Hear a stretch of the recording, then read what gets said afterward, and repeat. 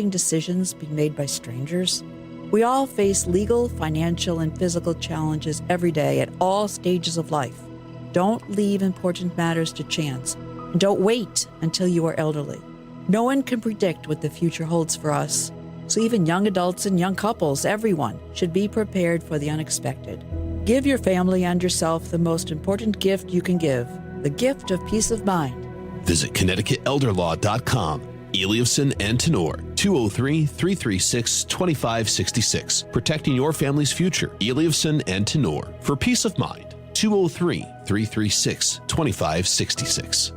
Selling your home is a numbers game. The more potential buyers who see it, the greater the opportunity to sell. And when your home is listed on Smart MLS, more than 21,000 realtors see it, and so do all their buyers. Suddenly, the number of people looking at your home starts to grow by a lot. More realtors sharing your listing, more people seeing your home, more offers coming in, and maybe even more cash in your pocket. Smart move, right? Ask your realtor, is my house on Smart MLS? Smart MLS, the smart way to sell your home. The Connecticut Lottery reminds you that gambling can be a fun form of entertainment, but it's not risk-free, so it's important to play responsibly. Make sure you understand how the games work. Know the odds, set time limits, and take breaks. To find out more, visit ctlottery.org or responsibleplayct.org. Must be 18 or older to purchase lottery and 21 or older to place sports wagers. Help is available for problem gambling. Call 888-789-7777 or visit ccpg.org. Progressive knows when you own a boat or RV, it's like you're automatically on vacation, even if you're actually a marriage counselor in the middle of couples therapy. But in your mind, you're camping in Acadia, puttering around Frenchman Bay. Your boat and RV are both protected. You're lobster drenched in butter and... Uh-oh, did your clients just notice you weren't listening? Quick, do the thing where you just repeat back exactly what they said but as a question. They bought it. Now back to Maine, earning an automatic discount bundling your boat or RV with your home or auto. Progressive Casualty Insurance Company affiliates and other insurers. Not available in all states or situations. You're listening to WICC 600 and 95.9, the voice of Connecticut, broadcasting from Cadillac of Greenwich Studios, CadillacofGreenwich.com. WICC Smart MLS Right Now Traffic. Accident report at Parkway southbound near exit 38 into Canaan, delays back into Norwalk. Northbound patchy volume out of Stamford, heavy into 42 in Westport. Still very heavy into Trumbull, getting up to the Route 8 ramps with construction. 95, it's about 40 minutes Norwalk to Bridgeport. And Route 8 northbound still heavy into the Commodore Hull Bridge with earlier construction gone. Attend Bridgelight Financial's Taxes and Retirement event August 12th and 14th at Il Palio in Shelton. It's a free workshop discussing real tax-saving strategies. Click bridgelightadvisors.com to register. Tom Colangelo, WICC Traffic. For this evening and tonight, mainly clear with a low near 60. Sunny and delightful Saturday with a high near 80. Sunny and warm Sunday with a high in the mid-80s. I'm meteorologist Paul Fiorek on WICC. How much crazier can it get? Don't worry, Paul's here to get you through it. WICC 695.9. It's Connecticut Today with Paul Piselli on the voice of Connecticut. Yeah, folks already responding on the Facebook page and on our text page as well. And you can chime in, talk, or text. Same number. We didn't want to confuse you. Oh, what's the text number? Is that the same as the phone? Yes. Yes, Maud. It's all the same. 203-333-9422, 333-WICC. What is it with people that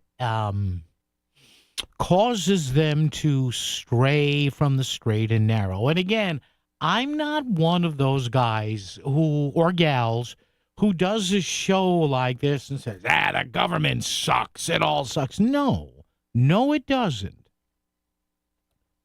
You need a functioning, working government in many areas of society. Less the better, but that's just me. A lot of you folks feel the opposite, and that's fine. We can debate that all day and night. But you need some manner of people telling you that some manner of money is going to be spent in a certain way for the greater good. Now, we can debate all that left and right.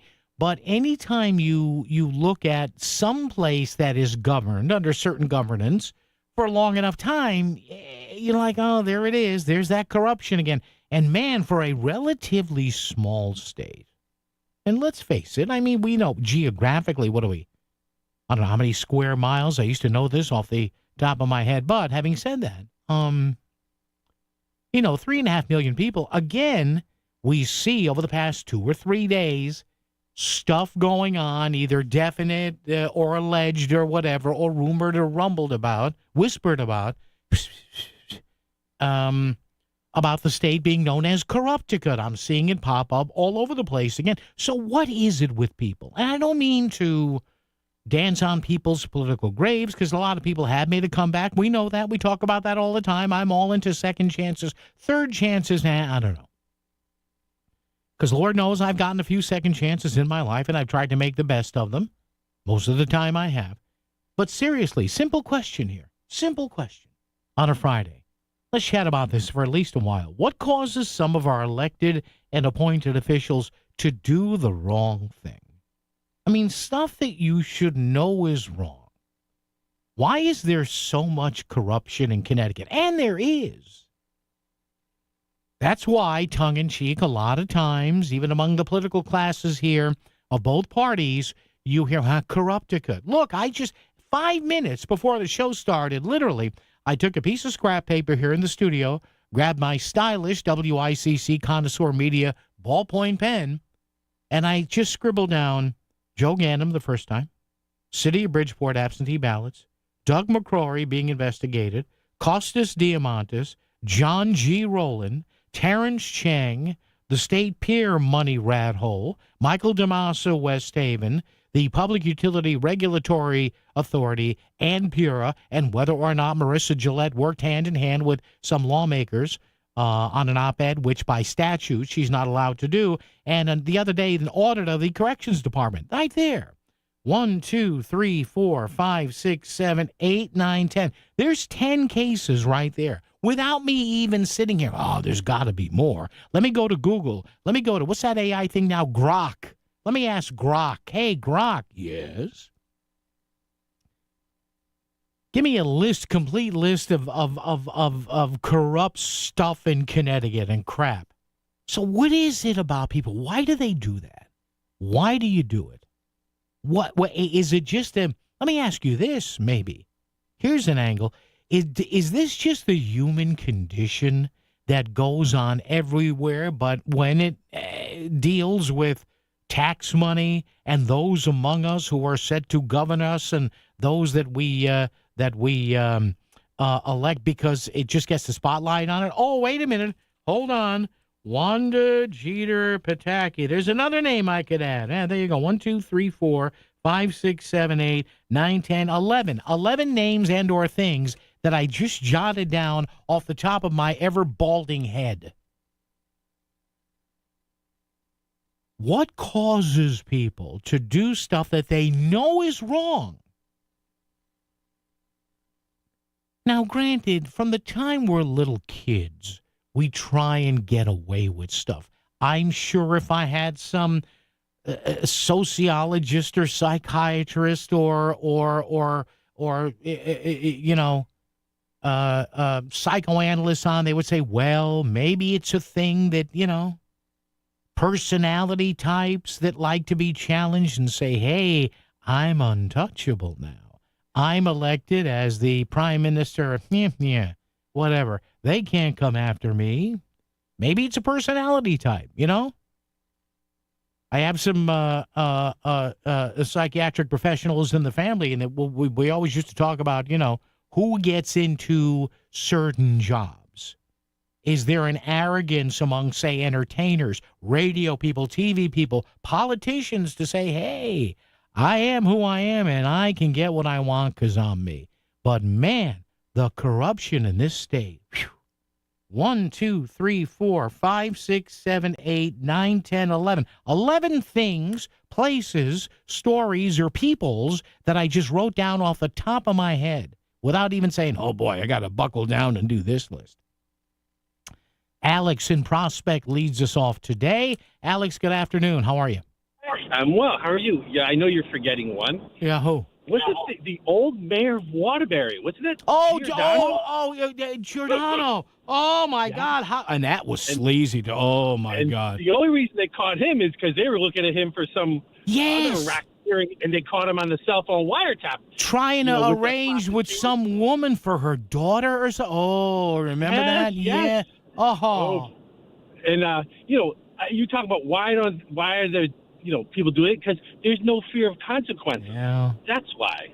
But, don't forget good old Phil Giordano. Giordano. Oh, Alex, thank you, my friend. Appreciate the call. Welcome. Not that I want to remember that story, but remember that, folks? Yes, the Giordano story. Oh, that was late 90s. Wow, yeah. There was some sort of a wiretapping and a phone bugging going on and Alex was right. This had to do with contracting or payoffs. Geez, what a shock. More corruption. And then they found out that he was talking to some woman about her daughter. Traffic and weather together right here, WICC. WICC Smart MLS Right Now Traffic. No major accidents across lower Fairfield County. It's about a half hour. Both 95 in the Parkway, Stamford up to Norwalk in. Both roadways will cost you about 45 minutes. Norwalk up to Bridgeport. Still heavy on the Parkway up by the Route 8 ramps. Looks like that construction may be running a little bit late. Route 8's not bad. Derby, Shelton into the Valley, and a good trip on 95 in the Parkway, New Haven County. Tom Colangelo, WICC Traffic. Clear and cool this evening and overnight with a low near 60 and a breeze out of the northeast. Saturday, sunny and beautiful with a high near 80 and a breeze out of the north. Sunday, sunny and very nice. It'll be warm, though, with a high in the mid-80s. I'm meteorologist Paul Piorek on WICC. Connecticut is a state full of natural beauty. Why not enjoy it from a boat? Get your official Connecticut Boater's Certificate with Connecticut Boating Certificates virtual classes. Connecticut Boating Certificates is offering live online classes on Saturdays as a one-day class or 2 evening classes during the week. Online registration takes about 2 minutes. Visit ConnecticutBoatingCertificates.com and take advantage of these limited live online classes today. That's ConnecticutBoatingCertificates.com. Discover the finest flooring in Southern Connecticut at Courtesy Carpet. With over 50 years experience, from intricate area rugs and durable vinyl to elegant stair runners, they have it all. Shop anywhere, but see them before you buy. Visit L&J and their team on Route 111 in Monroe or at courtesycarpet.com. Financing is available, so you can get the floors you love today. Trust the experts in quality flooring, because at Courtesy Carpet, your satisfaction is their courtesy. I love a day on the water with friends, but my moderate to severe plaque psoriasis sometimes holds me back. Now I'm all in with clearer skin thanks to Skyrizi. Risankizumab Riza, a prescription-only 150 milligram injection for adults who are candidates for systemic or phototherapy. Teaching music is my passion, but my active psoriatic arthritis can limit me at times. Now I'm treating my joint symptoms with Skyrizi. With Skyrizi, most people with plaque psoriasis saw 90% clearer skin at 4 months. Or if you are an adult with active psoriatic arthritis, Skyrizi helps you move with less joint pain, stiffness, swelling, and fatigue. Don't use if allergic to Skyrizi. Serious allergic reactions, increased infections, or lower ability to fight them may occur. Before treatment, get checked for infections and tuberculosis. Tell your doctor about any flu-like symptoms or vaccines. There's nothing like clearer skin. There's nothing like better movement, and that means everything. Ask your doctor about Skyrizi. Visit Skyrizi.com or call 1-866-SKY-RIZI to learn more. This is WICC 695.9, the voice of Connecticut. CBS News special report, a startling statement from President Trump moments ago on social media. He says he's ordered 2 nuclear submarines to be positioned in the, quote, appropriate regions after what he calls highly provocative comments by former Russian President Dmitry Medvedev. CBS News White House reporter Catherine Watson. This is a back and forth that's stretched back over a little bit of time here.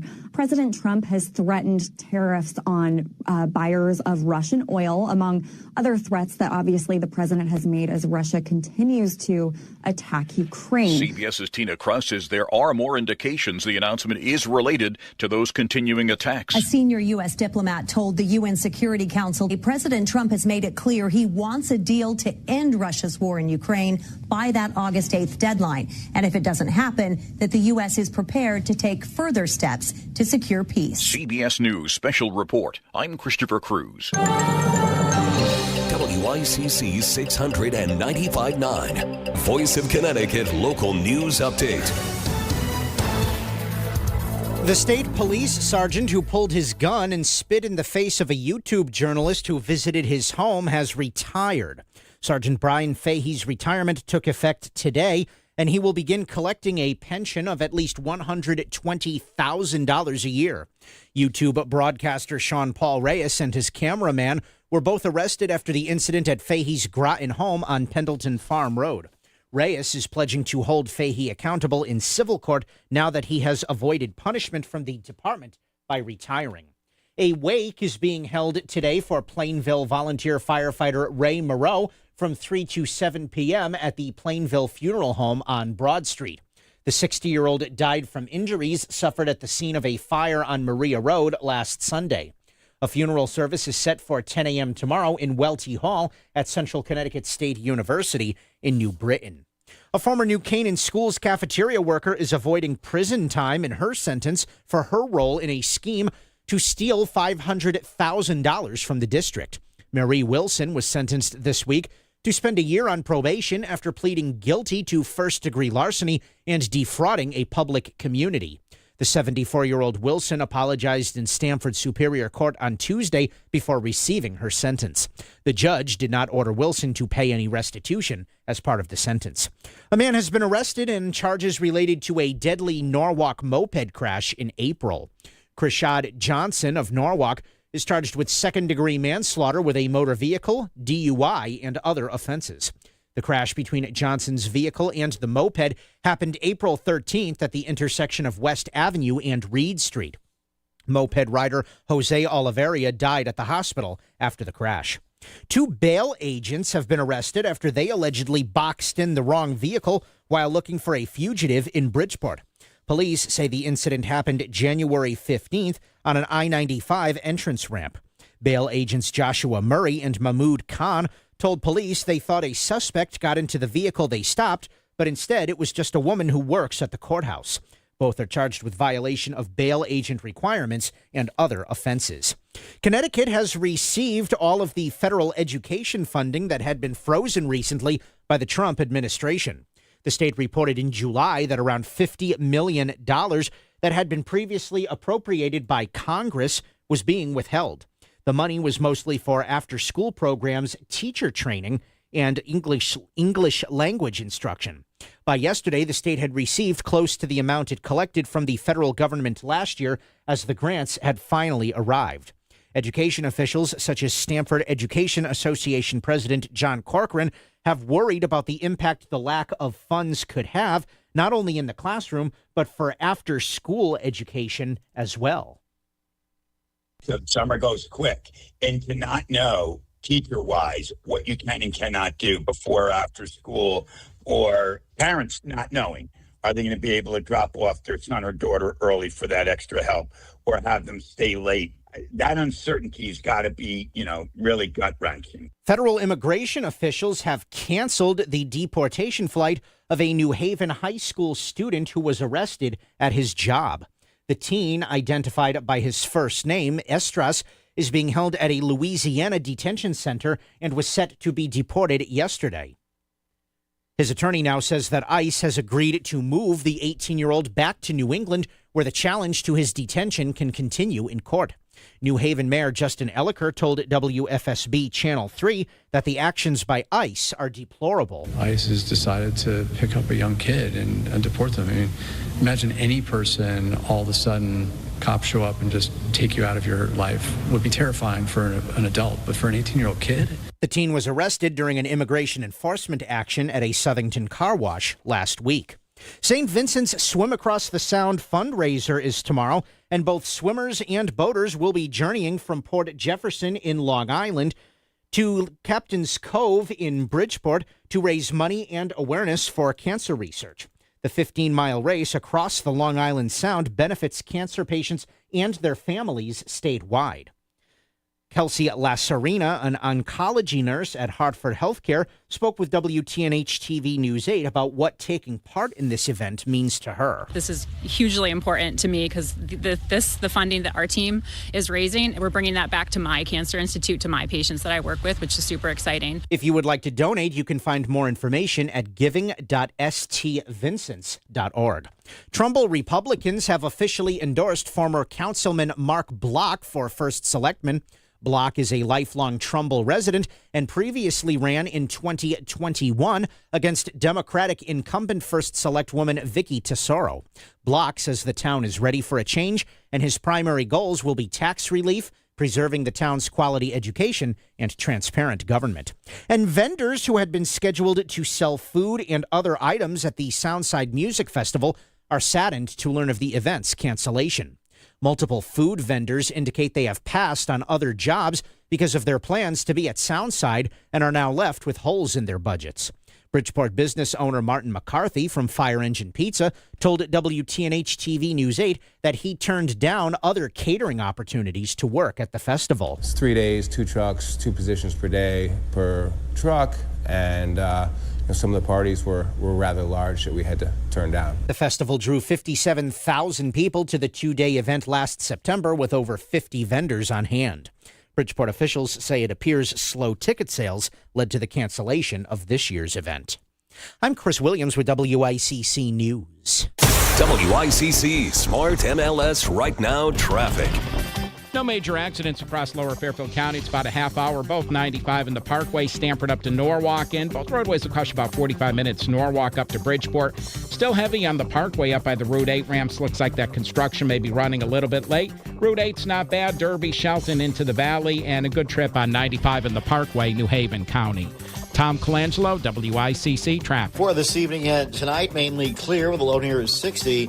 Sunny and delightful Saturday with a high near 80. Sunny and warm Sunday with a high in the mid-80s. I'm meteorologist Paul Piorek on WICC. If Milford is talking about it, so is Paul. Connecticut Today with Paul Piselli on WICC 600 and 95.9, the voice of Connecticut. All right, so what's the answer here? What do you think on this? This being a simple question. Why is there so much corruption in Connecticut? Maybe there isn't. Maybe I don't know when it's compared to other states. But man, the stuff you hear about, both presently, alleged, confirmed in the past, alleged and confirmed, and stuff that we talk about now. So our question of the day today, Facebook.com/Voice of CT. Why is there so much corruption in Connecticut? What causes? Because you can't really blame the state. It's a human thing, right? It's not AI telling you to take the cash or take the renovations or do this or do that. You sleep in the bed you make or don't make. Why is there so much corruption in Connecticut? Why? What causes, as I asked here on Facebook, what causes some of our elected and appointed officials to just do the wrong thing? Am I sitting here as some holier-than-thou guy that's never done an off-color thing in my life or made a dumb decision? No. But just look at the list. And I know, like our last caller said, geez, I had forgotten. Maybe I'm blocking it out. It was so sleazy. The whole Phil Giordano thing in Waterbury. Remember that? Late 90s? The feds, I guess, had a wiretap going on his phone because, again, there was some, I don't know. Oh, there's another one I just remembered. You remember the former mayor of Naugatuck. Remember William Rado? Remember the stuff, Bill Rado? Didn't Bill Rado go to jail twice? Hold on, I got to write that down. We'll see how big this, if I'm forgetting any sleaze or corruption, please let me know. I want to see how long this list can get by the end of the show here as we glide into what's supposed to be a really nice weather weekend. Thank you, Paul Piorek. So if you add William Rado to the list here, which I believe he's passed on. No disrespect to the former mayor, but he got in trouble twice, I think. But the people loved him. I think he got reelected after he got in trouble the first time. So just a short list here, just off the top of my head. William Rado, Wanda Jeter Pataki, the State Pier Mess, Terrence Cheng, Joe Ganim, allegedly Doug McCrory, all the people with the absentees in Bridgeport, Costas Diamantis, John Rowland, Phil Giordano, Michael DeMassa, Marissa Gillette and Pura alleged, and the audit from the DOC that we've mentioned in the past couple of weeks or months here. 1, 2, 3, 4, 5, 6, 7, 8, 9, 10, 11, 12, 13, 13. There you go. How about that, huh? Are people that weak of spirit, weak of countenance, weak of a moral backbone that they do this stuff? Because, listen, I can understand some people who do this stuff who aren't in public positions. Hey, you're just some blue-collar schmo or schmoette, and you're working a disgusting job you don't like. And, you know, you do something on the side you're not supposed to do, cheat on your taxes, don't tell the bank when you go to the machine, the ATM, you want $40, it gives you 60 instead. I get that. I don't get it. I would never do it. But when you're in a position where you already have a magnifying glass on you, why would you do that? Now, again, maybe it's people who have had other things in their lives. Again, none of us are perfect. But with all the stuff that's happened, again, the allegations now, the story you hear about a very powerful member of the General Assembly, the federales are investigating people. They're all lawyering up. You're like, what are people thinking? If anything, when you get to those positions, and again, I'm not saying that there aren't good people doing that, but my God, what? Because again, you and I both know it's the ne'er-do-wells that drive the headlines. Maybe it's not right, but it is the way it is. So what do you think? Is it just, somebody said to me once, they knew someone in a story that you would recognize and asked this person after it died down, why did you do X, Y, and Z? And this person told me that this person told them it was because, and I'm kind of paraphrasing here, I felt invincible. I felt like nobody would come after me, even if they found out. Well, what do you think? Why is there all this corruption we read about in Connecticut? What causes some of our elected and appointed officials to just, when you come right down to it, do the wrong thing? This is your Optimum Beach Report. Expect moderate UV levels with a max UV index of 4. Air quality will be poor with an AQI in the 60s and not the best conditions for the beach or pool with a 60% chance of rain. Powered by Optimum Business. Stay ahead of cyber threats with fast and secure fiber internet starting at $65 a month with 99.9% network reliability and speeds up to 8 gig. Visit Optimum.com/business or call 855-2-OPTIMUM today. Town Fair Tire has the area's largest inventory of name brand tires at discount prices, including Michelin tires, which give you the perfect match, a relaxing driving experience from your vehicle, along with all-season design for superior performance that stands out from the crowd. And Town Fair stands out from other dealers with the guaranteed lowest price on Michelin tires and gives you more free services for life than anywhere. Nobody beats a Town Fair tire deal. Nobody. Name brands at discount prices. Town Fair Tire. Millions of Americans take medicine like Ozempic and Zepbound. Many of them are overpaying by thousands of dollars a year. These GLP-1 medications for diabetes, weight loss, and more may not always be covered by your insurance, but GoodRx can help. GoodRx helps you save every month on prescriptions at over 70,000 pharmacies nationwide. Best of all, it's free to use. Check GoodRx to save on GLP-1s. Just go to GoodRx.com/GLP. That's GoodRx.com/GLP. GoodRx is not insurance, but can be used instead of insurance, including Medicare and other federal and state-funded programs. Find what you love, love what you find. A Total Wine and More. There's so much waiting for you. Spirits and beer, thousands of wines. Guides in the know and prices so low, it just might blow your mind. You're gonna find what you love and love what what you find. With curbside pickup and delivery available, you'll always find what you love, only at Total Wine & More. Drink responsibly, B21. WICC Smart MLS Right Now traffic. 95 in the Parkway, we'll call it patchy out of Stamford up to Norwalk, about a half hour both roadways, and about the same in through Westport, Norwalk. It looks like 40 minutes on 95 from Route 7 up to Route 8. Slightly better on the Parkway. Route 8's building again into the bridge in Shelton. Patchy volume eastbound 84 out of Newtown, Danbury. New Haven County's really not too bad on the Parkway, slowing on 95, Milford up to New Haven. Tom Colangelo, WICC Traffic. Clear and cool this evening and overnight with a low near 60 and a breeze out of the northeast. Saturday, sunny and beautiful with a high near 80 and a breeze out of the north. Sunday, sunny and very nice. It'll be warm, though, with a high in the mid-80s. I'm meteorologist Paul Fiorek on WICC. You've got thoughts. Share them with Paul. Text 203-333-9422. Connecticut Today with Paul Pacelli is back on WICC 600 and 95.9, the voice of Connecticut. And we have another one. Yes, this is starting to sound like I said the other day, if you're old enough, because it's been off the air a long time now. You remember the Jerry Lewis Labor Day telethon and old Ed McMahon there on his 13th Budweiser going, let's go to the tote board, eh? Thank you to our friend David Hers, who called in before. Sorry, David, we accidentally hung up on you. If you want to call back, please. But David mentioned another one I forgot, and it's still, I think there's still some legal proceedings connected with this. Dennis Bradley in Bridgeport, remember that? That fundraiser, and I guess there were incriminating text messages between him and an assistant or a campaign manager as to whether or not a party was actually a fundraiser or a law firm function. Well, again, I'm not going to get into the minutiae of that now, but another one. So we'll do our best.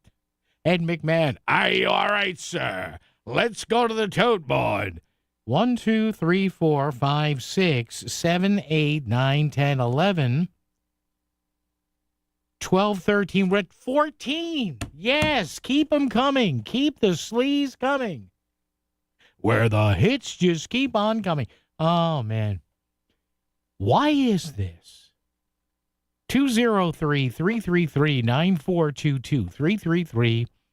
333-WICC. I was thinking about this today after our elongated discussion, and still who knows what's going to happen here. This could get even more juicier with the latest Bridgeport absentee ballot mess, or the current mess. It really is one mess, isn't it? It goes back how many decades? It's just a big mess. It started off as cleanup on aisle 3. Now it's cleanup on aisle 3, 4, 5, 6, 7, bakery and deli. Yeah. Get the bucket, Maud. Anne-Marie in Stratford's here. Anne-Marie, good afternoon. How are you? Please. I'm laughing away. I was going to tell you about Bradley too. Because, I had forgotten about that. There's so much. There's so much. 5 minutes. All of 5 minutes. You can't count them. You run out of fingers. No, that's why you can't remember them all. There's too many. If it was 1 or 2, but no, I'm sorry. What I think of is if someone now, not everyone will do this. But in my opinion, I was an auditor for a number of years. Oh, that's right. Yes. Okay. Yes. I had a bank manager one time. I was working at a bank, as an auditor. Yeah. And we went into this bank and, going through. And then one thing we always looked at was dormant accounts. Now, I'm going back to the days when we had passbooks. Now, and back, Anne-Marie, when they had to close at 3 o'clock every day. That's right. Yeah. I mean, we're going back to when Noah just showed up. Okay. So dormant accounts. So what happened was, so me and another auditor, she was a manager, I was a junior. Okay, so we're looking at this, and we're seeing dormant accounts that are in a dormant drawer. Yeah. Every so often, money's coming out, and a few months later, money's going in. Oh, boy. And we say to ourselves, why is this a dormant account? If this, it's a stupid question. Yeah. Anyway, so what we eventually discovered was, by accident, is we found that the bank manager had investments at the same time that this money was going out of the account and then going back in, because he'd cash in, let's say, a CD or sell some stock. Yeah. And he'd keep the profit, and the money would go back into that person's account. So he was using dormant funds to earn some extra cash. Yeah. And we caught him. So what did and the you reason do? he was able to Did do you it, wait? Did you confront him or did you call the police or what did you do? No. We reported it to our auditing department. We weren't able to. Yeah. You know, we weren't able to confront them. Believe me, if we could have, I would have. But you know, I wasn't in that position at the time. Yeah. But it was reported through the channels. That's where we had to leave it. Yeah. But I'm saying if someone is in a position and they're able to do something, if they're so inclined, they will do it. Wow. And I don't think it has anything to do with geography. You know, I think it goes on in definitely goes on in New York and California. It's just we're such a small state here. We hear about it more often, and it seems like it's more because you know it's more stories per capita we are. But I believe it goes on. And Anne-Marie, especially in your line of work, I mean, you just gave me one or two instances, but I'm sure over the years. I found others. Oh my I found God. others, but I'm saying that to me was, you know, you'd say a most egregious form of mistrust. Wow. You're a fiduciary. You're a bank manager. You're supposed to safeguard dormant accounts. No one is supposed to touch them. Yeah. They're supposed to be kept in a locked drawer. In those days, we had a file cabinet with the locked drawer. But I'm saying, you know, I mean, it's funny when you think of it. But someone was still accessing it. Wild and doing stuff. this. Wild stuff. Anne-Marie, thank you. Drive carefully. Have a great weekend. Yeah, can you imagine that? What an order. Well, look what, you know, Anne-Marie said she was an auditor or still is or whatever. We had that story, yesterday or the day before? It's all a blur now. The state auditor, Anne-Marie, go to work for the state. You can run the auditing division. Now, the auditors of the state, they found just out of sloppiness and delays and underfunding and understaffing, what was it, $850,000 is being overspent on cases because they can't figure out what to do with just 10 corrections department employees who are currently, I guess, still suspended. And you go to the corrections department people, they say, well, we don't have enough people to investigate. What? Ronnie in my hometown of New Haven. Ronnie, how are you? What's up? How you doing, buddy? Haven't talked to you in a long time. What's going on? What do you got? Well, you're talking about the Waterbury Giordano. Phil Did you mention Giordano. all of them? Yeah? Yeah. Did you mention all of them? What do you mean all of what? The stuff in Waterbury? And what about his predecessor, Santa Petro? Oh, yeah. Oh, my God. Wait a minute. Hold on, Ronnie. Let me write it down. What? Hold on. No. Am I wrong? Santa, Am I correct? Yeah, I think there was something with him, too, right? You think? They walked him out of handcuffs. Ronnie, I'm sorry. You know why? It's all a blur now. This stuff is all runs into each other. Yeah, but I think prior to Giordano, they walked out Santa Petro in Waterbury, if I'm not mistaken. And my question is, who's zooming who here, buddy? You know? Yeah. Ronnie, thanks, man. Appreciate it. Yeah, you know, it's fun. Ronnie, thank you. Yeah, Waterbury, you know,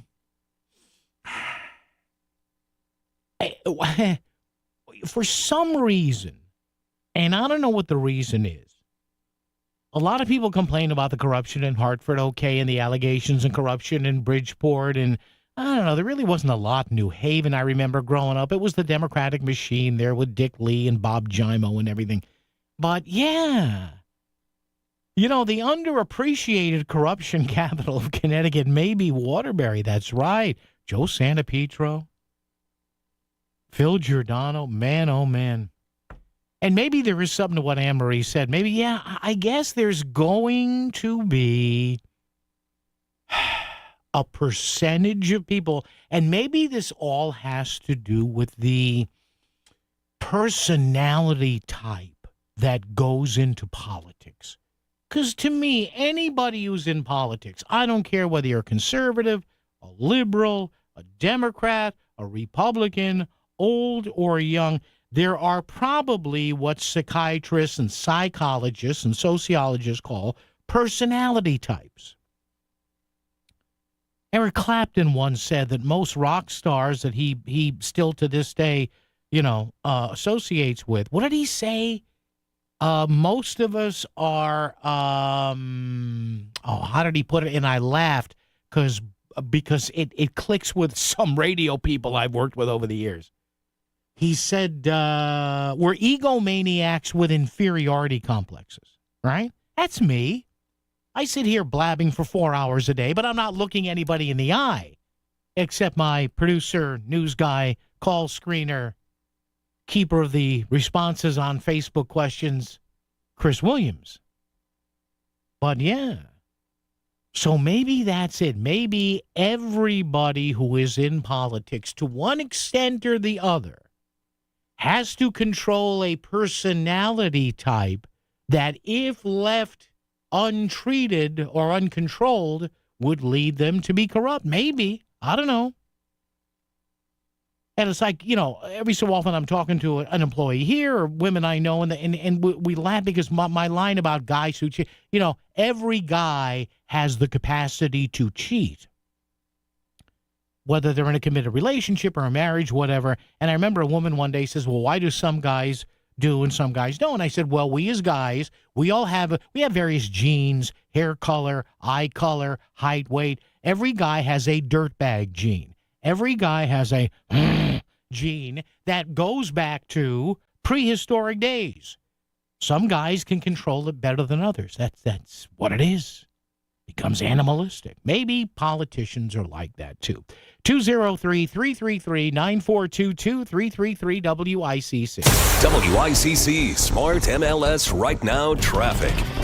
Still holding at about a half hour, both 95 and the Parkway, Stamford and Norwalk. 45 minutes in building between Norwalk and Bridgeport. 95 is very heavy up by Sherwood Island up through Southport. Parkway's not too much better. Norwalk into Westport, a little bit better on the Fairfield side. Route 8, still some company into the Commodore Hull Bridge. Tom Colangelo, WICC Traffic. For this evening and tonight, mainly clear with a low near 60. Sunny and delightful Saturday with a high near 80. Sunny and warm Sunday with a high in the mid-80s. I'm meteorologist Paul Fiorek on WICC. It's never too early to start thinking about your future as you age. Where do you want to live? Would you like to remain in your home? Have you thought about changing care needs? MyPlaceCT.org connects you with resources that can help you make a plan to live how you want. If you're an older adult or person with a disability, you'll find information on services and supports. Find the help you need to plan for the future you want. Visit MyPlaceCT.org. That's MyPlaceCT.org. This summer, cruise to Norwalk Sheffield Island and the historic Sheffield Island Lighthouse with the Norwalk Seaport Association. Try the Sunset Cruise Wednesdays to Sundays and enjoy being on the Sound while sipping a glass of wine. Or choose the Sheffield Island Cruise with a tour of the 157-year-old lighthouse. The Seaport's vessel is roomy and comfortable with plenty of space. Make your reservation today at seaport.org. Enjoy all the Sound has to offer. Go to seaport.org. See you on board. Back to the news and talk, thanks to Smart MLS. Smart sellers ask, is my home on Smart MLS? The voice of Connecticut. WICC's 695.9. It's Connecticut Today with Paul Piselli. And thanks to our caller from New Haven who reminded me of I had completely forgotten about the San Pietro case. In fact, it's fortuitous that gentleman called and mentioned it because just a few weeks ago, June 12th, this past June 12th, according to the story here on News 8's website, marked 33 years since Joe Santopietro was sentenced to 9 years behind bars for corruption that started just weeks after he was elected. Yeah, remember this? June 12th, 1992, 33 plus years ago. At the time when he started taking payments and kickbacks, Abe was 26 years old back in 1986, youngest mayor in the country. WICC Bridgeport, WFOX Southport, WEBE HD2 Westport, WPLR HD2 New Haven, locally owned by Connoisseur Media.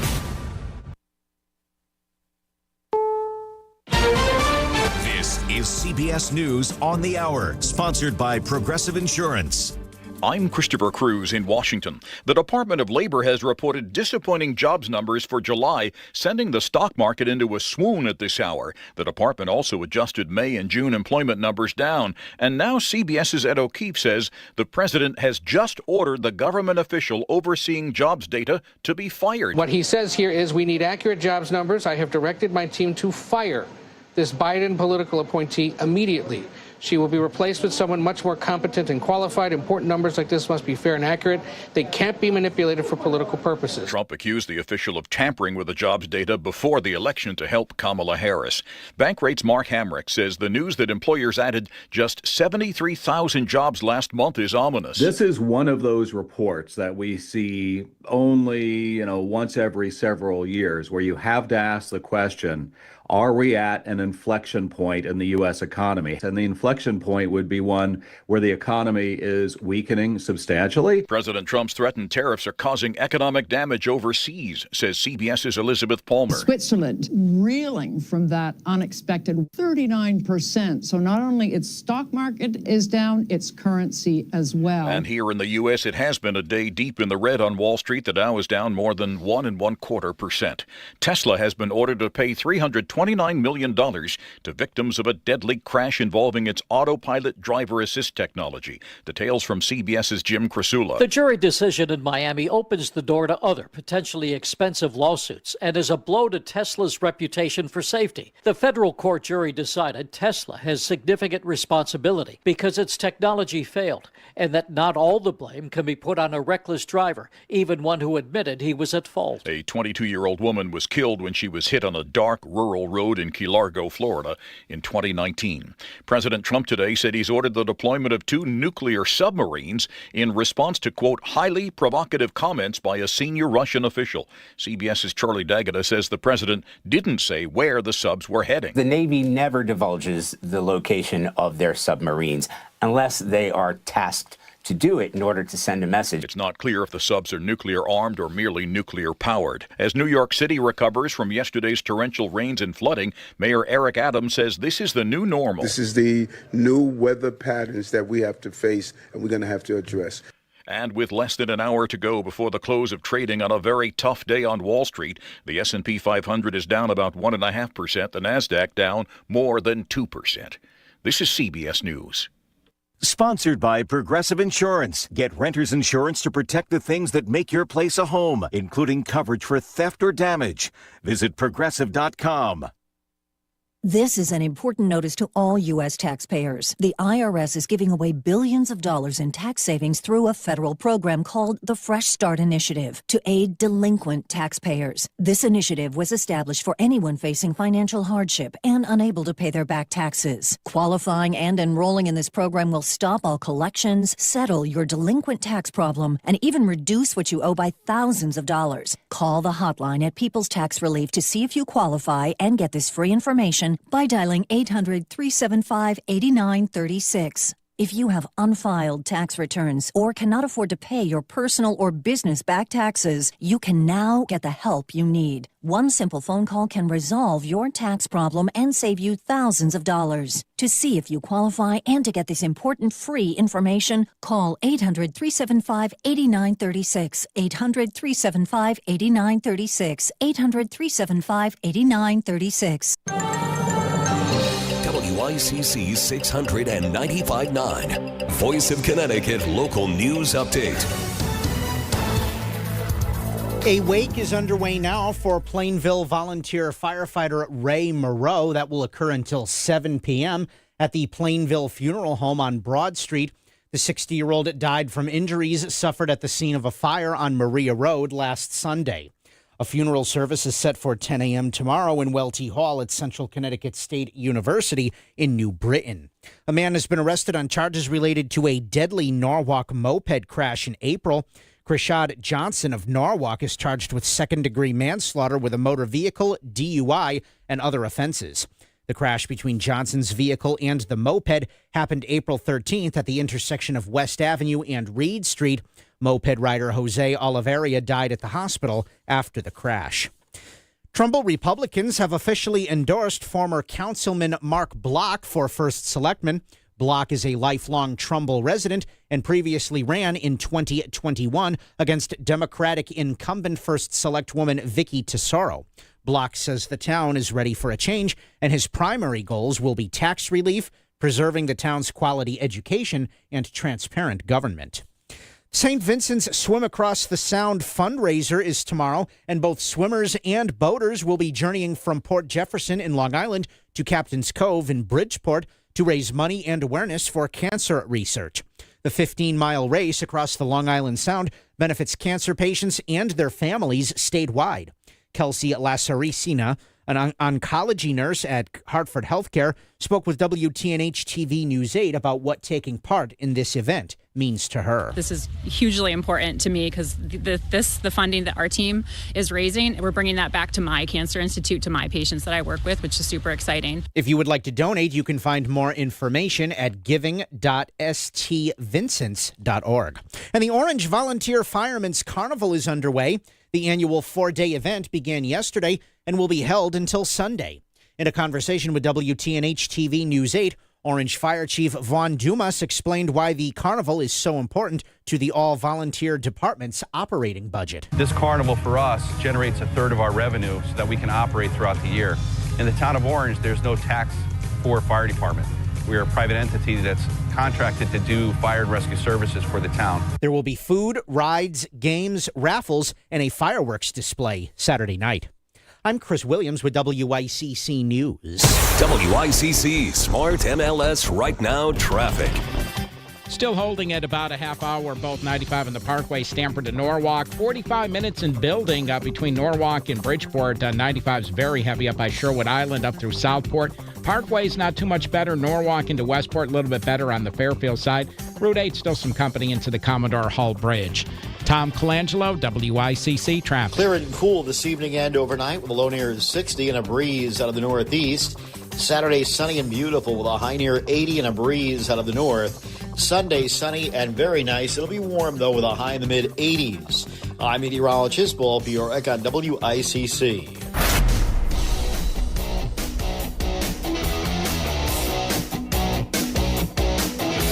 You're listening to Connecticut Today with Paul Piselli on WICC 695.9, the voice of Connecticut. All right, let's see. 1, 2, 3, 4, 5, 6, 7, 8, 9. Let me see. 10, 11. What did I scribble there? 12, 13. Can't read my own writing.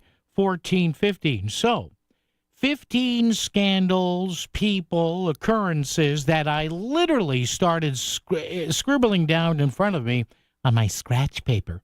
What was it, scrap or scratch? When I grew up, it was scrap. A lot of people said scratch. Anyway, go scratch. No, in light of what's in the news today, with, I guess, the feds launching an investigation into a rather prominent member of the General Assembly about money going to a lot of Hartford area nonprofits, in light of what we're seeing again this week regarding allegations, absentee ballot stuff. You may have heard Melissa in the morning, this morning, talking for the with the Connecticut Mirror reporter who broke another story on that. And yesterday, it just occurred to me, like, how many of these things can I jot down? Because, a lot of people, tongue-in-cheek, call us corrupticate. Maybe that's unfair. Maybe it is. I don't know.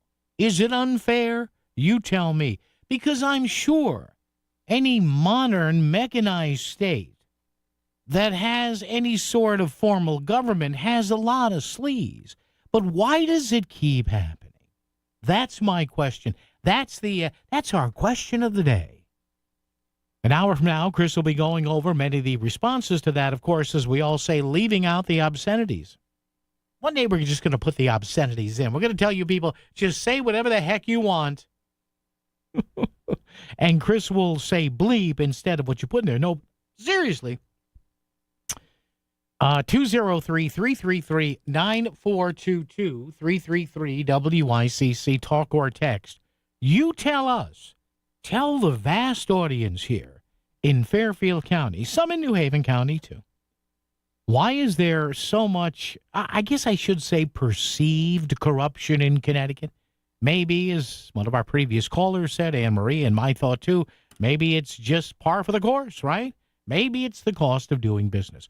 Why is there so much perceived corruption in the state? What causes some of our elected and appointed officials to do the wrong thing? Now, most of them, thankfully, do the right thing. I've always said that. You are never going to get me on a show like this to, blank around here and say, well, the entire government sucks. No, it doesn't. But the problem is there are just enough people and enough things happening by those people to put a certain amount of cynicism in the minds of a lot of people. And again, just my short list here of stuff I was able to jot down pre-show and then add to by you kind folks who were saying, well, Paul, you forgot that. Doug McCrory alleged absentee ballots in Bridgeport, Costas Diamantis, John G. Rowland, Phil Giordano, Dennis Bradley, Joe Gannon from years ago, Terrence Cheng, the state pier fiasco. Nobody's talked enough about that. A state pier that was supposed to cost you and I about $93 million in tax money. Well, now it's up to 200 and something million. Rat hole that's turned out to be. Wanda Jeter Pataki, hey, was she putting Thanksgiving cards in that drop box? Bill Rado in Naugatuck, remember him? Michael DeMassa in West Haven, the current stuff with Pura and Marissa Gillette, Joe Santapietro in Waterbury. Remember that I had completely, maybe I had a mental block on that one, because that's back in my pre-talk radio days where I was just doing stories in the news like Chris does. Then I said, geez, this is enough. It's driving me crazy. Let me talk about some of these losers. But I digress. 203-333-9422, 333-WICC. Or is it, as some of our callers have said, it's just a cost of doing business here? Like in any government, you're going to find some of those, I guess. But when you look at where you look at the cities, I mean, Bridgeport, Waterbury, West Haven was another one. You've had stuff in a million Connecticut cities and towns, and sadly, it sours the water, it bitters the coffee of people that do this and do it for all the good reasons and are pretty gosh darn good at doing it, I would think. But man, if I was elected, I can tell you, I am positive. I don't care if somebody tried to ply me with wine, women, and song. Ain't going to happen. Get out of my office. Get out of here before I arrest you. But that's just me, because I'm pure as the driven slush. Bob in Trumbull is here. Bob, good afternoon. How are you? Oh, I'm okay, Reverend Paul. Oh, you sound all hyped up today. Oh, but, well, I wanted to remind you, you forgot the original one, which is Benedict Arnold. Yeah, so all right. Put him on the list. Okay, of Connecticut. Born in Norwich, by the way, not New Haven. Well, it's Connecticut. Okay, yeah. Benedict Arnold, yes. Come on, Reverend Paul. Okay, yeah. What else you got, Bob? Have you been keeping track of how many Democrat communists and how many are Republicans? Yes, I think communists may be a little much. I don't think these... In fact, if it was a communist, you couldn't ply them with wine, women, and song, could you? No, I think you probably could. Okay. But they would go for the wine first. The wine first? Oh, okay. You like it? Yeah. A nice rosé or a white wine? What do you think they go for first? Oh, no idea. That stuff, You're not a wine guy, I take it. You're not a wine guy. No, but I know a lot of these Democrats are whiners. Oh, but boom. There you go. Bob, we'll let you go. Give us your lockout for the week. Hurry up. Let me hear it. Oh, save the bears. Yeah. Deport the illegals. Yeah. And fly a Velo Airlines out of Tweed, New Haven. All right, Robert. Thank you. Appreciate that. Old dependable Bob right there. Yes, sir.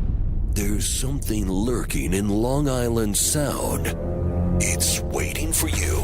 It's $25,000. The WICC Surfside Hotel Greatest Bluefish Tournament on Earth returns August 23rd and 24th. Catch the heaviest bluefish that weekend and win $25,000. Plus, there's over $40,000 in cash prizes. Sign up now at bluefishtournament.com. The WICC Surfside Hotel Greatest Bluefish Tournament on Earth. We'll see you on the Sound. Thanks, Tri-City Home Solutions and Rinnai and Xfinity. Experience the future future of primary care right in the palm of your hand. With Hartford Healthcare's HHC 24/7 app, you'll get expert primary care anytime from the comfort of home. Connect with a virtual provider and concierge team who know your medical history. Use HHC 24/7 for acute illnesses to manage your medications, chronic conditions, specialty referrals, and more. All major insurance plans are accepted. Text HHC 247 to 85209 to download the app and never wait again for care with Hartford Healthcare. Plunge into the vibrant unknown this summer at the Maritime Aquarium. Immerse yourself in wonder and let the joy of discovery color your memories, even as the sun sets on another great day. With a range of experiences that are sure to inspire guests of any age, your visit isn't just an adventure. It's a front row seat to the brilliant show of life on Earth. Visit maritimeaquarium.org to choose your summer adventure today. Hi, I'm Jonathan Carbuty with Carbuty Real Estate. If you're a solo individual real estate agent who's been struggling and working for yourself, by yourself in this industry, and you've ever thought about joining a high-producing real estate team to help you increase your business and explode to the next level, go to carbeautyrealestate.com and click the Join Our Team page. That's carbeautyrealestate.com. Click the Join Our Team page. Sell your home smoothly when you call Car Beauty. Go to carbeautyrealestate.com. This is your CT Insider weather update. Today, mostly to partly cloudy skies and less humid than it's been. Highs in the mid to upper 70s. Lows dip into the upper 50s later on. Tomorrow, lots of sunshine with highs in the low to mid 80s, powered by CT Insider. There's more to Connecticut with CT Insider, a hometown behind every headline. With every issue, investigation, or interview, there's more when you're following from the inside.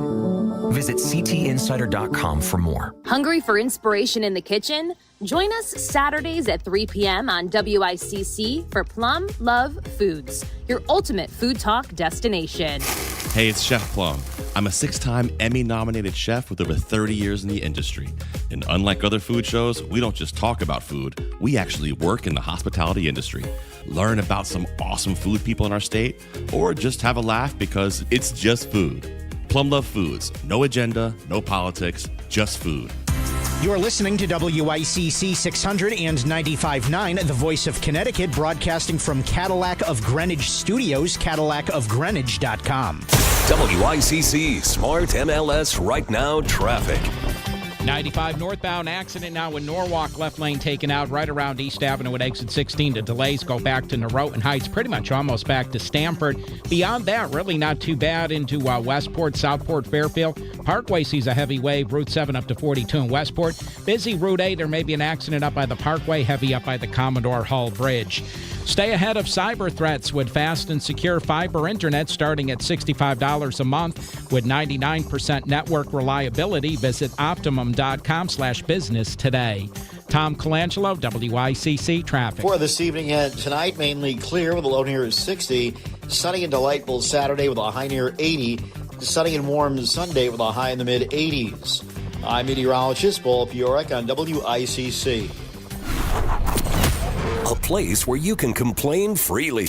In fact, we encourage it. The voice of Connecticut, WICC 695.9 and Connecticut Today with Paul Pacelli. So I just got a text message from a friend of mine listening in who essentially said, come on, how did you forget this guy?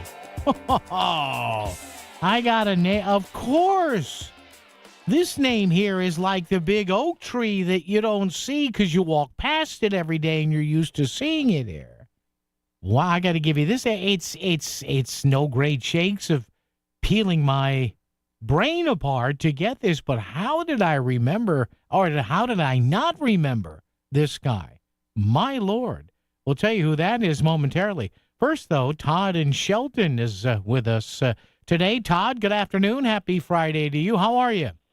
Hi, Mr. Pacelli. You're doing a phenomenal job. Thank you, sir. Todd, what's on your mind today, pal? I got 2 words for that topic, sir, and it's no God. No God. Yeah. They put God last in their life, and the devil comes right in, and it's happening nationwide, not just in Connecticut. It's nationwide. No moral foundation, huh, Tom? No God, and the devil steps right in, sir. All right, Todd. Good thought there. Love you. Thank you, sir. Love you, too. Thank you, Todd. Appreciate the call. Yeah, maybe. Somebody texted me and said, come on, you're in Bridgeport. And I'm thinking, oh, well, Bridgeport, I get it. And somebody said, Ernie Newton. Yes. Currently, the city council president pro tem, Ernie Newton. Yes. Mr. Newton has had, well, I guess you could say a colorful track record, one that I guess he admits to and everything. Used to run into Ernie from time to time when WICC was at its previous location, not before we moved here to Milford, but yes. So Ernie Newton is now on the list here of personalities, names, and or occurrences in Corrupticate. There you go. So now we started out with 0. I started actually scribbling these down during Chris Williams' 2 o'clock newscast, about an hour and 23 minutes ago. So we're up to, and Bob, with all due respect, I can't really count Benedict Arnold. I mean, come on. We're going back to the days of what, the Fundamental Orders of Connecticut, OYE in the New Haven County. You know?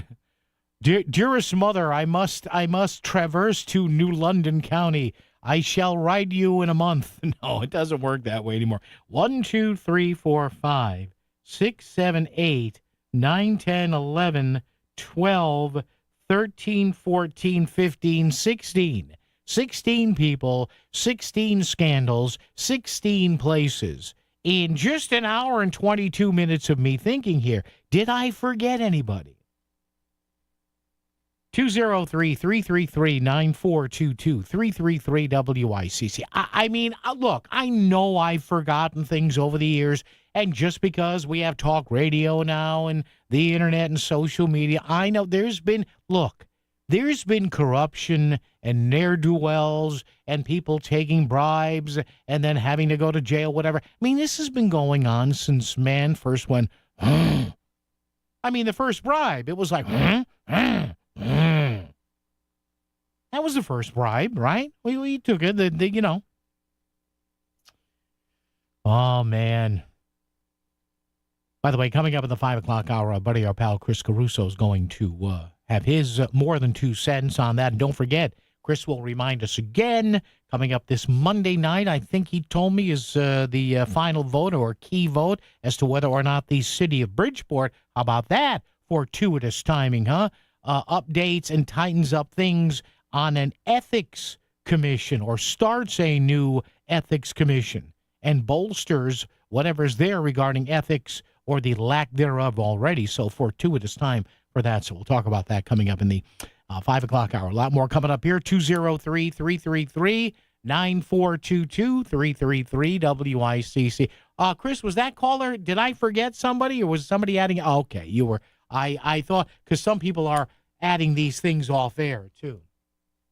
As we replicate our Jerry Lewis Labor Day telethon of corruption. I should have waited a month, right, before I did this. Labor Day is what?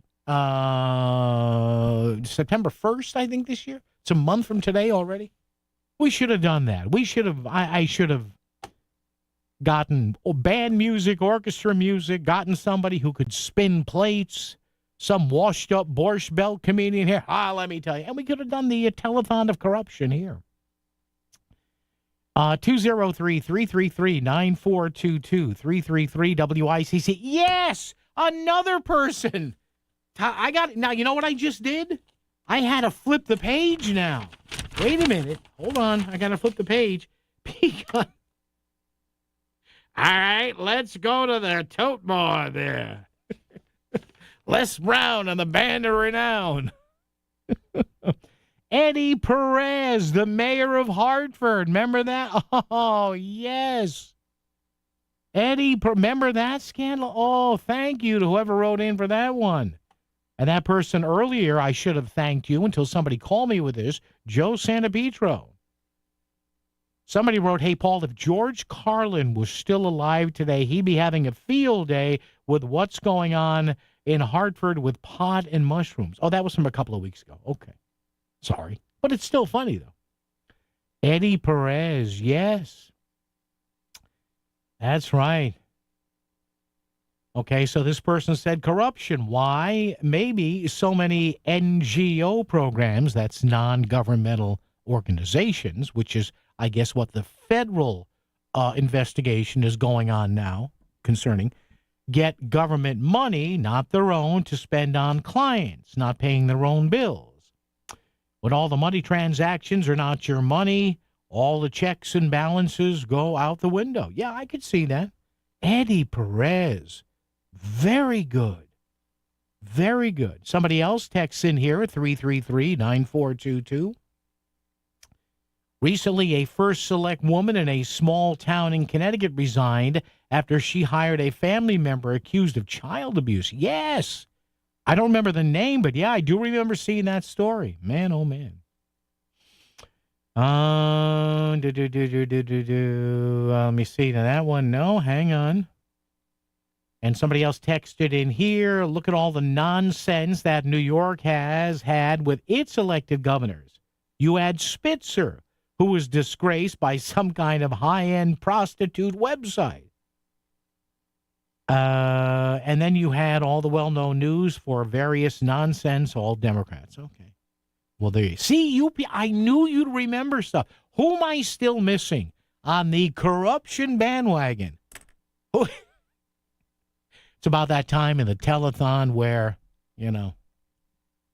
Jerry Lewis has got the bow tie came off. He's got the shirt open. He's on his 19th cigarette. He's looking at Ed McMahon, and they're all sitting there going, "You'll never walk alone." Oh, no, that's at the end. Let's go to the tote board. Yes, yes, yes. WICC Smart MLS Right Now Traffic. Car versus tractor-trailer accident still works northbound 95 in Norwalk. Left and possibly center lanes taken out at exit 16. Delays back to Stamford. You'll save a little bit of time on the Parkway, Stamford up to Norwalk. Parkway slows really heavy, though, into 42 in Westport. Further north, not too bad on 95. Well, everyone's stuck back in Norwalk, so you have patchy volume into Fairfield. New Haven County busy on 95. Parkway's not too bad. Tom Colangelo, WICC traffic. Clear and cool this evening and overnight with a low near 60 and a breeze out of the northeast. Saturday, sunny and beautiful with a high near 80 and a breeze out of the north.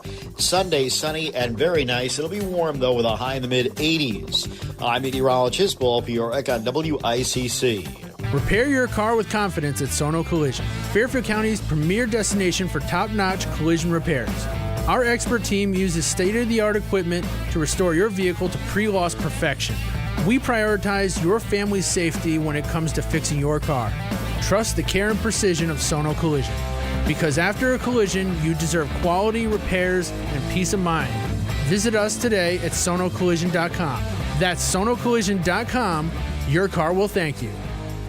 Hi, I'm Lee Gainham, that garden guy from Gainham's Garden Center and Florist in Fairfield. Do you have questions about your garden? Tune into that garden guy Sunday mornings at 8 for an hour of lively talk about your favorite pastime. We'll have weekly do's and don'ts and gardening tips of the week for our specific area, and we'll take your phone calls so we can offer solutions to problems you may be having in your lawn and garden right now. Call in and talk with me, that garden guy, Sunday mornings at 8 on WICC 600 and 95.9.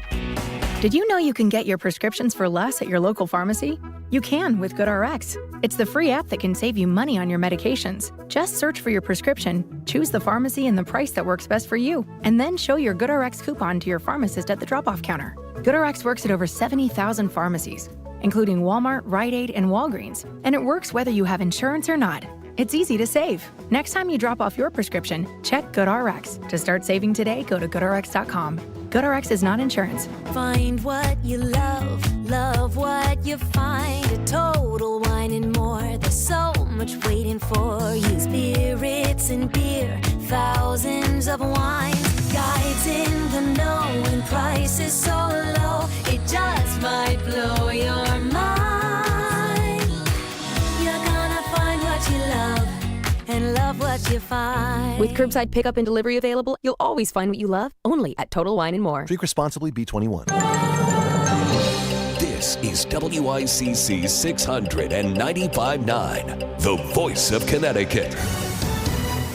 CBS News special report. On social media today, President Trump announced he's ordered the deployment of 2 nuclear submarines in response to, quote, highly provocative comments by a former Russian president. Here's CBS News White House reporter Catherine Watson. Trying to find out more about in real time about the positioning of these 2 nuclear submarines.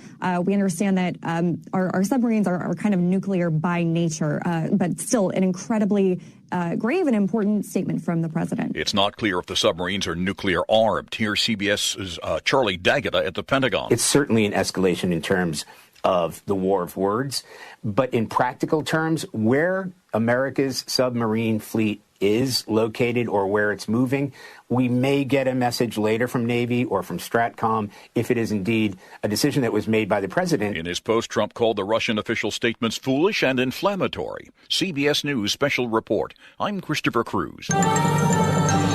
WICC 695.9, Voice of Connecticut Local News Update. 2 bail agents have been arrested after they allegedly boxed in the wrong vehicle while looking for a fugitive in Bridgeport. Police say the incident happened January 15th on an I-95 entrance ramp. Bail agents Joshua Murray and Mahmoud Khan told police they thought a suspect got into the vehicle they stopped, but instead it was just a woman who works at the courthouse. Both are charged with violation of bail agent requirements and other offenses.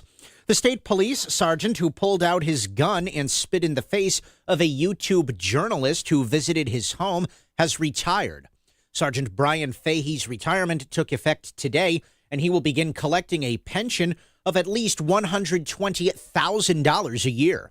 YouTube broadcaster Sean Paul Reyes and his cameraman were both arrested after the incident at Fahey's Groton home on Pendleton Farm Road. Reyes is pledging to hold Fahey accountable in civil court now that he has avoided punishment from the department by retiring. A former New Canaan Schools cafeteria worker is avoiding prison time in her sentence for her role in a scheme to steal $500,000 from the district. Marie Wilson was sentenced this week to spend a year on probation after pleading guilty to first-degree larceny and defrauding a public community. The 74-year-old Wilson apologized in Stamford Superior Court on Tuesday before receiving her sentence. The judge did not order Wilson to pay any restitution as part of the sentence. Federal immigration officials have canceled the deportation flight of a New Haven high school student arrested at his job. The teen, identified by his first name, Estres, is being held at a Louisiana detention center and was set to be deported yesterday. His attorney now says that ICE has agreed to move the 18-year-old back to New England, where the challenge to his detention can continue in court. New Haven Mayor Justin Elliker told WFSB Channel 3 that the actions by ICE are deplorable. ICE has decided to pick up a young kid and deport them. I mean, imagine any person all of a sudden cops show up and just take you out of your life. Would be terrifying for an adult, but for an 18-year-old kid? The teen was arrested during an immigration enforcement action at a Southington car wash last week. Connecticut has received all of the federal education funding that had been frozen recently by the Trump administration. The state reported in July that around $50 million that had previously been appropriated by Congress was being withheld. The money was mostly for after-school programs, teacher training, and English language instruction. By yesterday, the state had received close to the amount it collected from the federal government last year, as the grants had finally arrived. Education officials, such as Stamford Education Association President John Corcoran, have worried about the impact the lack of funds could have, not only in the classroom, but for after-school education as well. The summer goes quick, and to not know teacher-wise what you can and cannot do before or after school, or parents not knowing, are they going to be able to drop off their son or daughter early for that extra help or have them stay late? That uncertainty's got to be, really gut-wrenching. The State Bond Commission voted this morning to approve a $6 million loan to the Success Village Housing Co-op in Bridgeport and Stratford. Court-appointed receiver Barry Knott said without the large sum of money, the complex would likely have ended up in bankruptcy court. The loan will be used to take on some of the co-op's debt, financially stabilize the property, and address the continuing heat and hot water issues at the complex. Bethel Democratic State Representative Raghib Ali Brennan has again applied for a diversion program following his second arrest for alleged shoplifting. Police have now accused Ali Brennan of stealing items from the Target store in Bethel on 2 occasions, and he's facing 2 misdemeanor larceny charges. He applied for accelerated rehabilitation after the first arrest in June and has again sought the program for the new charge. If a judge allows him into the program, the charges would be dropped if all conditions that are set for him are met. A federal grand jury is investigating the distribution of tens of millions of dollars to Hartford area nonprofits and how the money was spent. Subpoenas have been served in the last week to targets of the investigation. The Hartford Courant reports that State Senator Douglas McCrory of Hartford and Bloomfield is believed to be one of the targets of the probe. Federal prosecutors are not discussing the investigation publicly, and no charges have been filed at this time. And vendors who had been scheduled to sell food and other items at the Soundside Music Festival are saddened to learn of the event's cancellation. Multiple food vendors indicate they have passed on other jobs because of their plans to be at Soundside and are now left with a hole in their budgets. Bridgeport business owner Martin McCarthy from Fire Engine Pizza told WTNH-TV News 8 that he turned down other catering opportunities to work at the festival. It's 3 days, 2 trucks, 2 positions per day per truck, and some of the parties were rather large that we had to turn down. The festival drew 57,000 people to the 2-day event last September, with over 50 vendors on hand. Bridgeport officials say it appears slow ticket sales led to the cancellation of this year's event. I'm Chris Williams with WICC News. WICC Smart MLS Right Now Traffic. 95 still have the accident working left lane at exit 16 in Norwalk. Possible center lane with that, too. It's a car versus tractor trailer with injuries. Delays back to Stamford, at least an hour. Stamford to Norwalk. Slow patches in through Southport, Fairfield. Parkway is a little bit better, but still going to cost you about a half hour to 40 minutes. Stamford to Norwalk. Very heavy into 42 in Westport. Building Route 8 up into the valley. Tom Colangelo, WICC Traffic. For this evening and tonight, mainly clear with a low near 60. Sunny and delightful Saturday with a high near 80. Sunny and warm Sunday with a high in the mid 80s. I'm meteorologist Paul Fiorek on WICC. If Stamford is talking about it, so is Paul. Connecticut Today with Paul Piselli on WICC 600 and 95.9, the voice of Connecticut.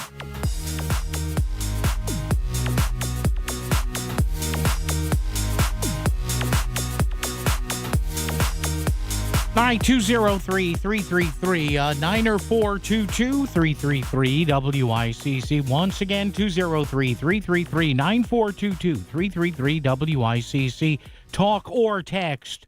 The question of the day today that, of course, we posed a little bit before the show to get the blood pumping here on the show. Why is there so much corruption in Connecticut? What causes some of our elected and appointed officials to, a lot of times, sadly, to do, the wrong thing here? And I know there are a lot of people, numerous, dozens, hundreds, thousands of people that end up, yes, doing the right thing. But, hey, sometimes they don't. Why does that happen? You tell me. 203-333-9422-333, WICC. Before we move along with this, I'm sorry. I have to comment on this. Please, can I? It is my show. I can do that. Thank you so much. My old hometown, the city of Elms, New Haven, Connecticut. Love it, still love it. Grew up in the Westville section of New Haven. Spent a lot of time there. But please, Mayor Justin Elicker, can we please be honest with the people? Now, again, there's this, Chris has this piece of sound. Chris, by the way, just tell me in my ear, what is the name of this young man? This is the 18-year-old who was picked up by immigration. Are they going to deport him or not? His name is what again? He's going by Estros. Okay, so he's going by Estros, and the mayor said this about the situation regarding Estros. And Chris, why don't you roll that right now? this, folks, I just want you to listen to this. All right, so Chris, fire that up. Here's the mayor of New Haven talking about this 18-year-old Estros. ICE has decided to pick up a young kid and deport them. I mean, imagine any person all of a sudden, cops show up and just take you out of your life. Would be terrifying for an adult, but for an 18-year-old kid? All right. When you're 18 years old, Mayor, with all due respect, and I understand this is a highly emotional topic here, 18 years old is not a kid. It's not a kid. It's just not. All right? But you know what, Chris? Play that again, because I want to make sure I'm not misquoting the mayor of the city of my birth, New Haven. Play that again, Chris. Go ahead. ICE has decided to pick up a young kid and deport them. I mean, imagine any person all of a sudden, cops show up and just take you out of your life. Would be terrifying for an adult, but for an 18-year-old kid? Wait a minute now. In the U.S., 18-year-olds are adults. I'm just saying, I don't mean to nitpick here, but again, I do have a journalism degree, so let's not act, Mayor, with all due respect, the man who now runs my hometown, let's not act like it's a 14 or 15-year-old kid. 18 years old, in this country anyway, is an adult or an adult. And Chris had mentioned in the newscast, I guess this had to do with an ICE operation at a job site, Chris. It was a car wash, right? If I remember correctly in the story, I want to make sure I got my facts straight here. Apparently it was a car wash, apparently the Southington car wash. Well, okay, well then, what was his immigration status? I'm just, again, not picking on anybody here, but let's make sure when mayors and first selectmen and town leaders and everybody talks about this stuff, let's just make sure everyone has all the details. 18 years old is not a kid. And this was at a job site, meaning, was this young man, not a kid, was this young man a legal U.S. resident or not? Here at Stanford Health, expert care begins with a conversation where big innovations are helping the tiniest patients in our NICU, and mental health means community health. Here, we're collaborating with world-class partners like Columbia University Irving Medical Center, Dana-Farber Brigham Cancer Center, and HSS to redefine cardiac, neurological, cancer, and orthopedic care. From the everyday to the complex, Stanford Health. Care. It's different here. Do you have questions about real estate? Learn the secrets of real estate investing and get your questions answered during the Real Estate Show with Pat Civitella. Listen Sunday mornings from 9 to 10 for expert information about real estate investing, downsizing, and improvements before selling. Pat will help turn your real estate dreams into reality. Tune in and call The Real Estate Show with Pat Civitella. Sunday mornings from 9 to 10, right here on WICC 600 and 95.9. Finding great candidates to hire can be like, well, trying to find a needle in a haystack. Sure, you can post your job to some job board, but then all you can do is hope the right person comes along, which is why you should try ZipRecruiter for free at ZipRecruiter.com/free. ZipRecruiter doesn't depend on candidates finding you. Its powerful technology identifies people with the right experience and actively invites them to apply to your job. You get qualified candidates fast. So while other companies might deliver a lot of hay, ZipRecruiter finds you what you're looking for. The needle in the haystack. 4 out of 5 employers who post a job on ZipRecruiter get a quality candidate through the site within the first day. ZipRecruiter, the smartest way to hire. And right now, you can try ZipRecruiter for free. That's right, free. Just go to this exclusive web address, ZipRecruiter.com/free. That's ZipRecruiter.com/free. ZipRecruiter.com/free. WICC Smart MLS Right Now Traffic. 95 still have the accident working left lane at exit 16 in Norwalk. Possible center lane with that, too. It's a car versus tractor trailer with injuries. Delays back to Stamford, at least an hour. Stamford to Norwalk. Slow patches in through Southport, Fairfield. Parkway's a little bit better, but still going to cost you about a half hour to 40 minutes. Stamford to Norwalk. Very heavy into 42 in Westport. Building Route 8 up into the valley. Tom Colangelo, WICC Traffic. Clear and cool this evening and overnight with a low near 60 and a breeze out of the northeast. Saturday, sunny and beautiful with a high near 80 and a breeze out of the north. Sunday, sunny and very nice. It'll be warm, though, with a high in the mid-80s. I'm meteorologist Paul Piorek on WICC. He's here every afternoon to give it to you straight. Back to Connecticut Today with Paul Piselli on the Voice of Connecticut, WICC 600 and 95.9. All right, we'll get back to all the my Friday telethon of greed and sleaze here a little bit later on in the show. How about some good news for a change here? How about we shift gears here, talk about our future leaders, our future educators, our future manufacturers, our future decision makers. Joining us right now is the president for Innovation and Applied Technology, VP, we should say, at the University of New Haven, up there on the hill in West Haven, Paul Lavoie.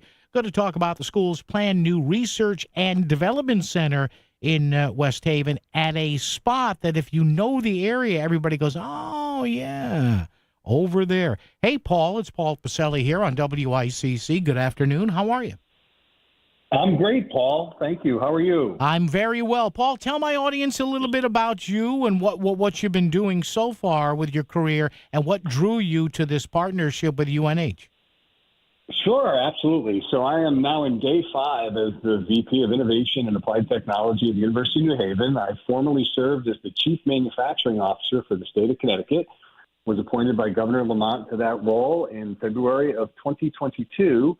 And before that, a long manufacturing background. But we're very excited about the University of New Haven, the investment that we've made, and more importantly, the best-in-nation Center for Innovation and Applied Technology that we're going to be creating on the campus at West Haven, at the University of New Haven. Yeah, let's get into the whole, Paul, innovation and manufacturing thing here in Connecticut. And a lot of people, unfortunately, Paul, and I'm anxious to hear your thoughts on this with your background. A lot of people say, yeah, Connecticut, great place to live, great people, but the manufacturing sector, the innovation sector, maybe we're not doing as well as other states. Is that fact, fiction, somewhere in the middle, Paul? What do we have to do to make that better? Sure, Paul. That's total fiction. Connecticut's number 1 in aircraft engine and airplane parts manufacturing in the United States. Connecticut's number 2 in shipbuilding. In the United States, we're number 4 in defense spending on program management. That's where we compete with California, Texas, Virginia, and then there's Connecticut. It's the second largest sector in the state. It drives 13% of the state's economy, employs over 160,000 people, and we make the most sophisticated products known to humans right here in the state of Connecticut. We're the home of the jet engine, the helicopter. We're the home of the submarine. In addition to that, we have a great chemical processing industry, we have a great food and beverage industry, and we have a very large medical device manufacturing industry as well. And so Connecticut is actually a manufacturing powerhouse in the U.S., and we punch well above our weight class as it relates to innovation, patent creation, and again, the manufacturing of some of the most advanced products known to humans. So, Paul, tell me about the segue then from you working under Governor Ned Lamont in the state to UNH. What made you make that segue in your career? Yeah, Paul, that's a great question. As the Chief Manufacturing Officer, I was the architect of Connecticut's Manufacturing Strategic Plan, which is the 4 components of that plan are to develop talent, build sustainable companies, drive innovation, and foster collaboration. And when I was approached by the president of the University of New Haven, Jens Fredrickson, to talk about the 130,000 square foot building that the university had purchased on a 12-acre campus, it was a once-in-a-lifetime opportunity to take everything that I'm passionate about, which is developing talent, which is transforming lives, giving people wonderful careers in manufacturing, and also driving innovation in the manufacturing sector.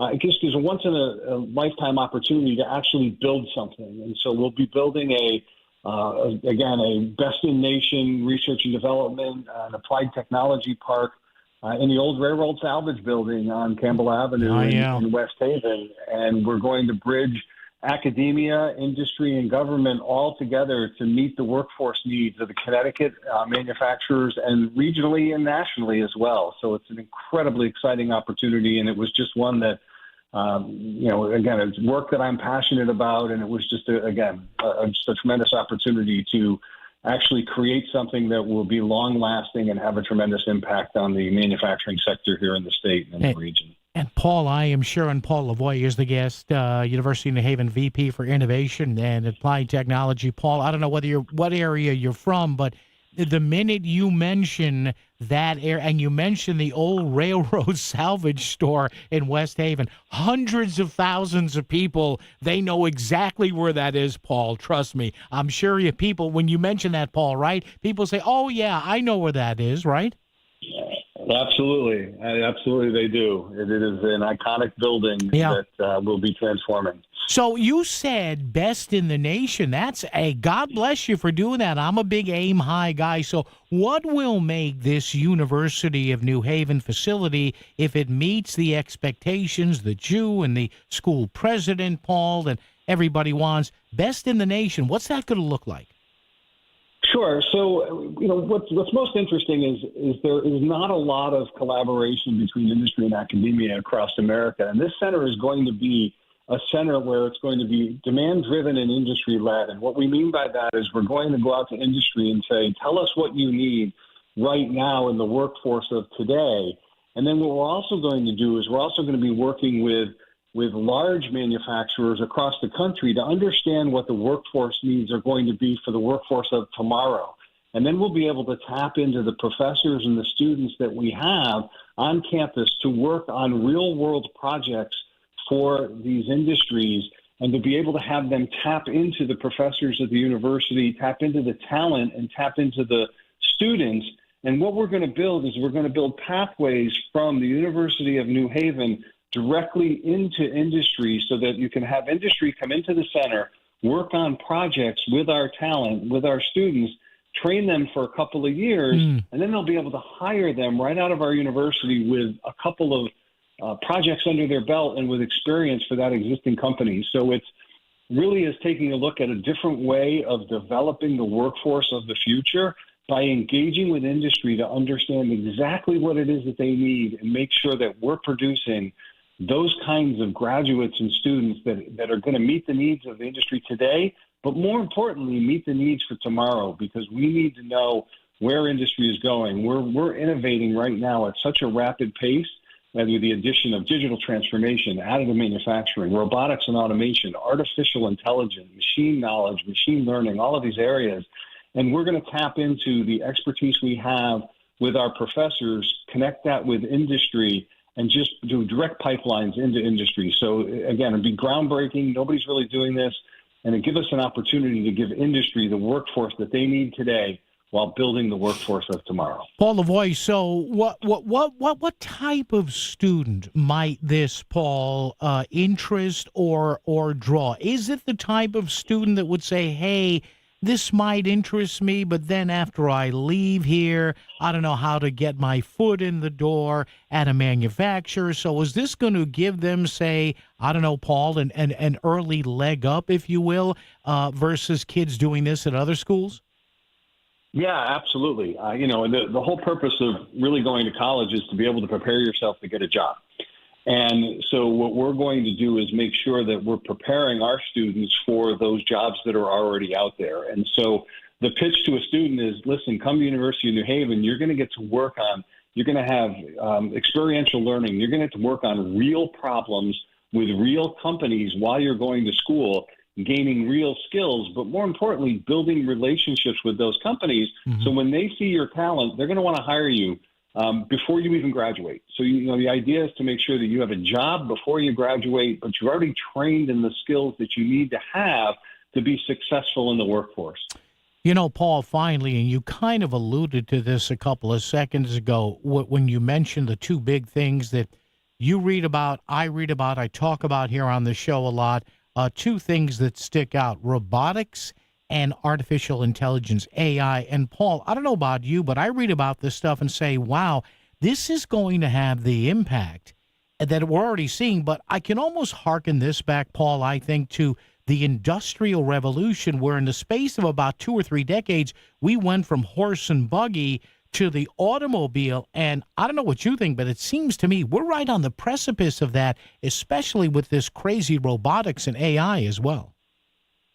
Yeah, and it's accelerating, Paul, at a much greater rate than it did in the past. I like to say that we need to innovate at the speed of relevancy while the speed of relevancy is accelerating. And so with AI and with robotics and automation, it really is accelerating rapidly, and we're seeing manufacturers that are adopting it are having considerable strategic advantages.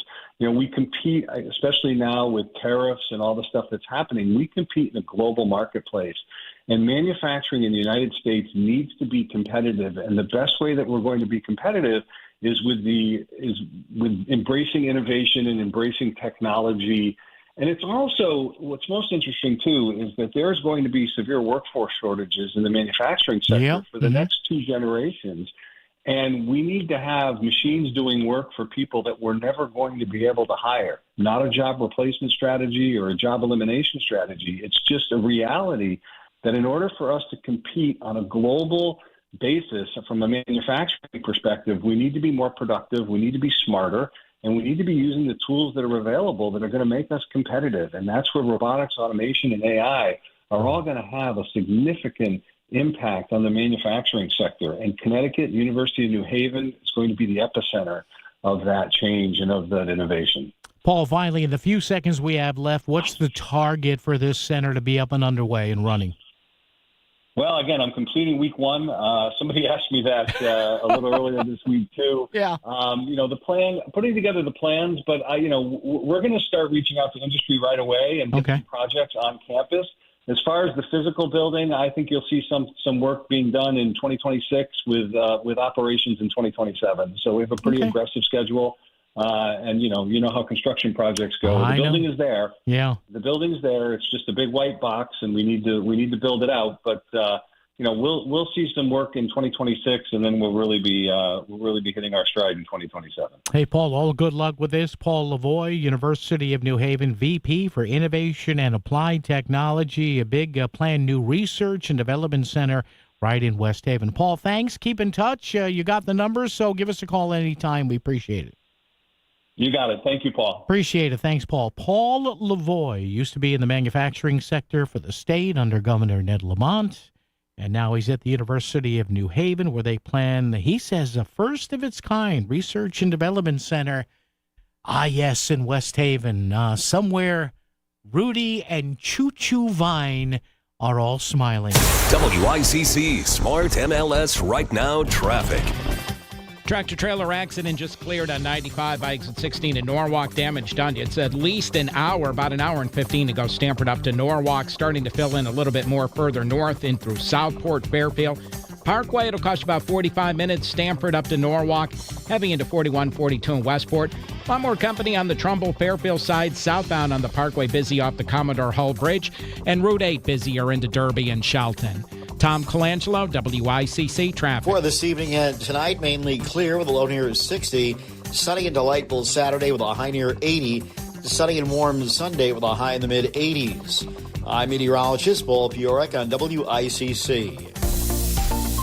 Hey, it's Melissa Sheketoff, host of Melissa in the Morning here on the Voice of Connecticut. I want to tell you about MADE, a leadership series of events I've been hosting with the Department of Economic and Community Development and the Connecticut Business and Industry Association. MADE is designed to equip Connecticut's industry professionals with the connections, resources, and insights necessary to create opportunity in today's business landscape. Topics included so far: how to attract and keep top talent, and innovation, and the advancements right here in Connecticut.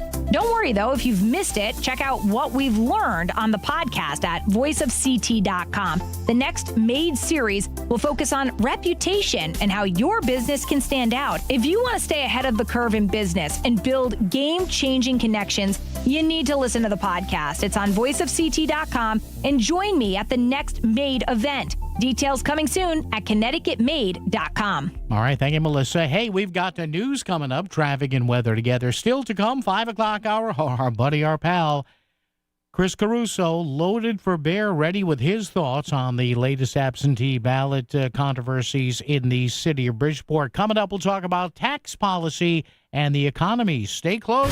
WICC Bridgeport, WFOX Southport, WEBE HD2 Westport, WPLR HD2 New Haven, locally owned by Connoisseur Media.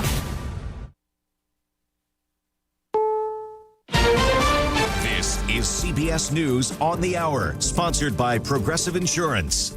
I'm Christopher Cruz in Washington. Stocks traded sharply lower all day after the Labor Department reported employers added just 73,000 new jobs last month. Here's CBS's Jason Brooks. Even more glaring than the softer than expected gain of 73,000 jobs in July are downward revisions to May and June that slashed 258,000 jobs, leaving a combined gain of only 33,000 jobs for the 2 months, the weakest 3-month gain for the economy since the pandemic erupted in 2020. Moments ago on social media, President Trump wrote, "In my opinion, today's jobs numbers were rigged in order to make the Republicans and me look bad."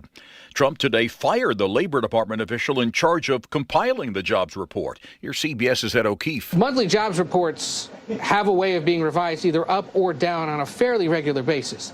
And the business community, those that track these numbers closely, have long said, can we really trust this number anyway if a few months later you're going to come back and tell us, in fact, there weren't that many people hired or more people were hired than initially thought? Our northern neighbor is adjusting to Trump's punitive tariffs. Here's CBS's Natalie Brand. While negotiations are continuing with top trading partners Mexico and China, President Trump increased the tariff on Canadian goods to 35%, citing a lack of cooperation in curbing the flow of fentanyl. We're seeking the best deal for Canadians. Prime Minister Mark Carney, pushing back in a statement, wrote Canada accounts for only 1% of U.S. fentanyl imports. He went on to say Canadians will be our own best customer, creating more well-paying careers at home. You hear it at the beginning of PBS programs. Funding for this program was made possible by the Corporation for Public Broadcasting and biannual financial support from viewers like you. But that will soon come to an end. The Corporation for Public Broadcasting today said it will close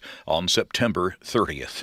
President Trump has given new orders to some submarines. Here's CBS's Tom Hansen. President Trump has taken to Truth Social, saying that he is sending, quote, 2 nuclear submarines to be positioned in the appropriate regions, just in case these foolish and inflammatory statements are more than just that. The president's special envoy, Steve Witkoff, was in Gaza today. Here's Robert Berger from Jerusalem. This was a 5-hour visit, pretty long visit today by Witkoff and the U.S. ambassador to Israel, Mike Huckabee.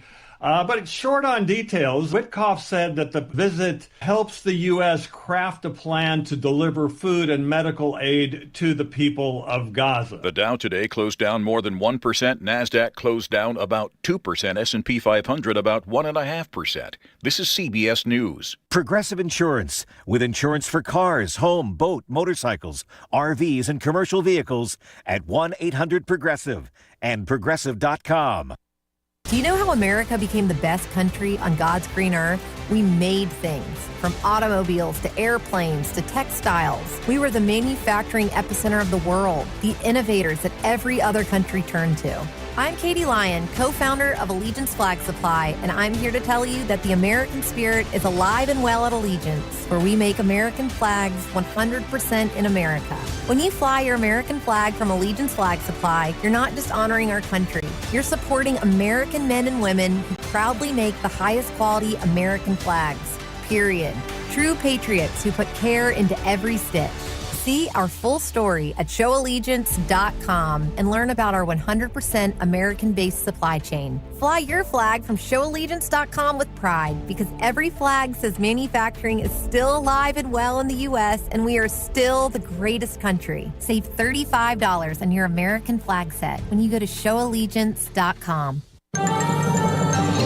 WICC 695.9, Voice of Connecticut Local News Update. A man has been arrested on charges related to a deadly Norwalk moped crash in April. Krishad Johnson of Norwalk is charged with second-degree manslaughter with a motor vehicle, DUI, and other offenses. The crash between Johnson's vehicle and the moped happened April 13th at the intersection of West Avenue and Reed Street. Moped rider Jose Oliveria died at the hospital after the crash. The state police sergeant who pulled his gun and spit in the face of a YouTube journalist who visited his home has retired. Sergeant Brian Fahey's retirement took effect today, and he will begin collecting a pension of at least $120,000 a year. YouTube broadcaster Sean Paul Reyes and his cameraman were both arrested after the incident at Fahey's Groton home on Pendleton Farm Road. Reyes is pledging to hold Fahey accountable in civil court now that he has avoided punishment from the department by retiring. A former New Canaan Schools cafeteria worker is avoiding prison time in her sentence for a role in a scheme to steal $500,000 from the district. Marie Wilson was sentenced this week to spend a year on probation after pleading guilty to first-degree larceny and defrauding a public community. The 74-year-old Wilson apologized in Stamford Superior Court on Tuesday before receiving her sentence. The judge did not order Wilson to pay any restitution as part of the sentence. The State Bond Commission voted this morning to approve a $6 million loan to the Success Village Housing Co-op in Bridgeport and Stratford. Court-appointed receiver Barry Knott said without the large sum of money, the complex would likely have ended up in bankruptcy court. The loan will be used to take on some of the co-op's debt, financially stabilize the property, and address the continuing heat and hot water issues at the complex. Trumbull Republicans have officially endorsed former Councilman Mark Block for first selectman. Block is a lifelong Trumbull resident and previously ran in the 2021 against Democratic incumbent first selectwoman Vicky Tesoro. Block says the town is ready for a change, and his primary goals will be tax relief, preserving the town's quality education, and transparent government. And the Orange Volunteer Firemen's Carnival is underway. The annual 4-day event began yesterday and will be held until Sunday. In a conversation with WTNH TV News 8, Orange Fire Chief Vaughn Dumas explained why the carnival is so important to the all-volunteer department's operating budget. This carnival for us generates a third of our revenue so that we can operate throughout the year. In the town of Orange, there's no tax for fire department. We are a private entity that's contracted to do fire and rescue services for the town. There will be food, rides, games, raffles, and a fireworks display Saturday night. I'm Chris Williams, WICC News. WICC Smart MLS Right Now Traffic. Tractor-trailer accident just cleared on 95 by exit 16 in Norwalk. Damage done. It's at least an hour, about an hour and 15 to go Stamford up to Norwalk. Starting to fill in a little bit more further north in through Southport, Fairfield. Parkway, it'll cost you about 45 minutes. Stamford up to Norwalk. Heavy into 41, 42 in Westport. A lot more company on the Trumbull, Fairfield side. Southbound on the Parkway, busy off the Commodore Hull Bridge. And Route 8 busier into Derby and Shelton. Tom Colangelo, WICC Traffic. Clear and cool this evening and overnight with a low near 60 and a breeze out of the northeast. Saturday, sunny and beautiful with a high near 80 and a breeze out of the north. Sunday, sunny and very nice. It'll be warm, though, with a high in the mid-80s. I'm meteorologist Paul Piorek on WICC.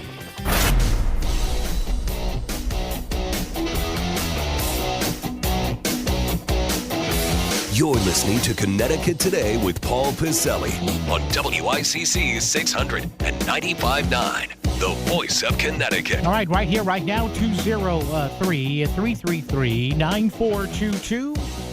333 WICC. Thanks again to University of New Haven VP for Innovation and Applied Technology, Paul Lavoie, on the school's planned new research and development center in the city of West Haven. Yeah, the old railroad salvage. Remember that? Ruby Vine, Kamada, and his wife, Choo Choo. Yes. So if you are a high school student or have a high school student in your family, grandson, son, daughter, whatever, niece, nephew, whatever, stepdaughter, stepson, whatever, and they may be interested in manufacturing, getting into that, check that out at the University of New Haven. Coming up, we'll talk a little tax policy here. Our number 3, part 2 of our fabulous program here. Now, what we did is I gave you this question earlier today because, again, we're coming off more allegations regarding the Bridgeport absentee ballot mess that doesn't seem to be going away. We have new allegations against a very powerful Democratic State Senate member, Doug McCrory, Hartford, Bloomfield area. Was he doing a little two-step here, a little twister, a little funny business with some money from the feds or from the state for governmental organizations? So we have that. Which made me wonder, why is there so much corruption in Connecticut? Or at least there seems to be. I know there's 3.5 million people. Maybe it's not fair to single out 10 or 15 or 20, or maybe it is. Maybe this is why the running joke now is corrupt-a-cut. So I asked, hint, hint, why is there so much corruption in the great state of Connecticut? What causes some of our elected and appointed officials to just do the wrong thing? Whether it's with taxes or money or property or booze or drugs or women or kids. And some of these people, okay, they get a second chance. I got it. But why does this seem to be happening?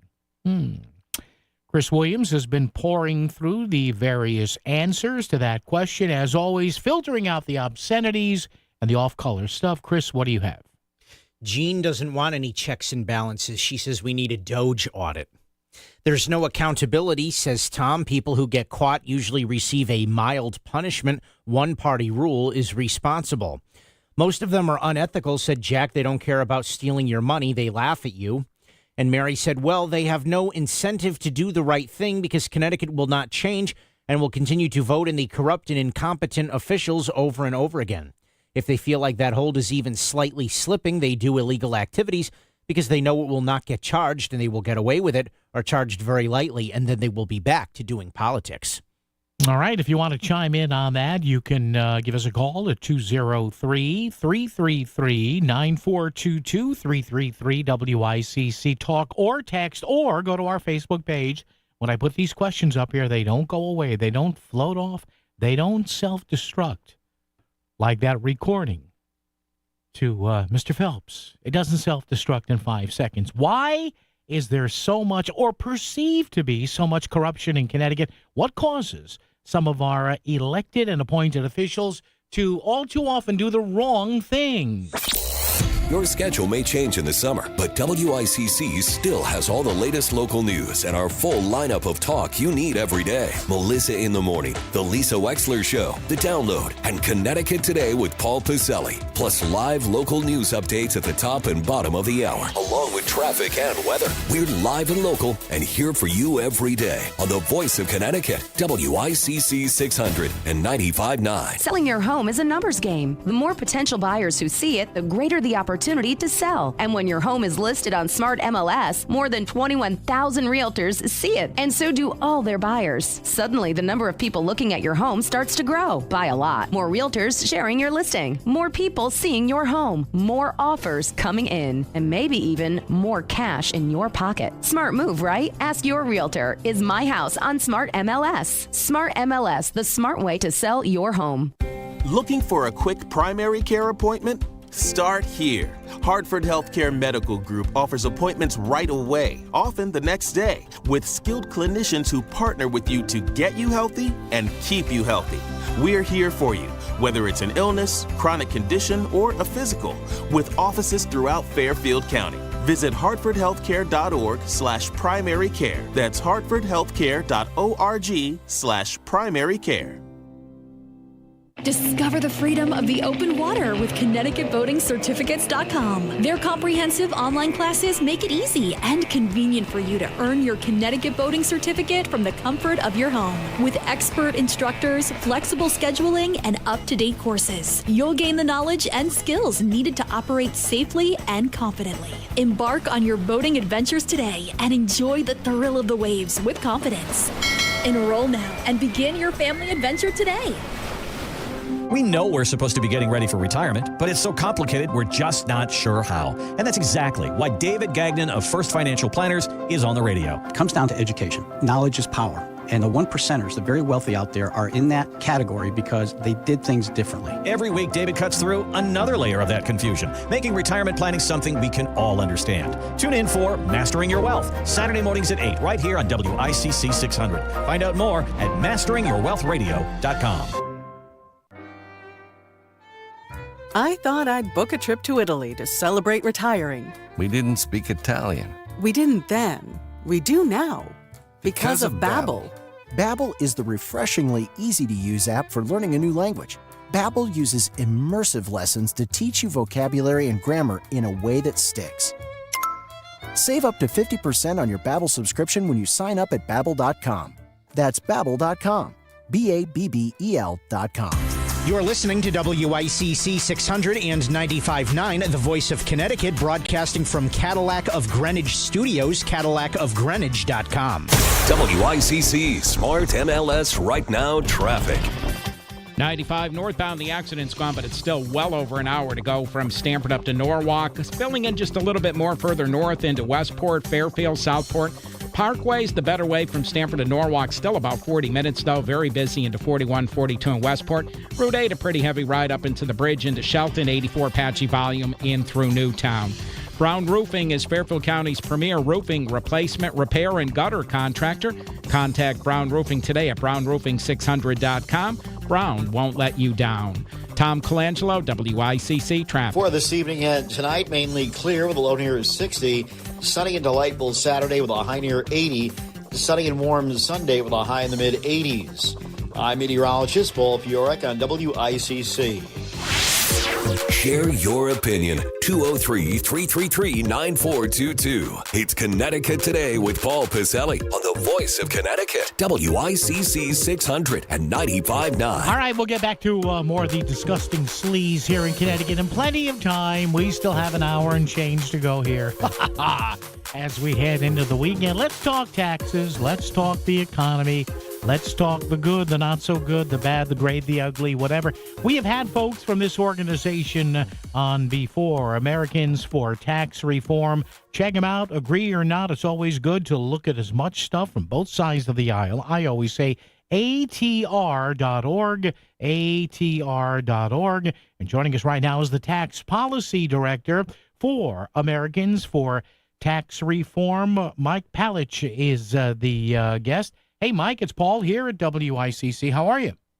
Hey, Paul. Thanks for having me on. So give us, Mike, give us the 30,000-foot view, as all the corporate geeks say about the economy today, taxes, the job numbers, the stock market. Where are we today as far as you and your organization see it? What do you think?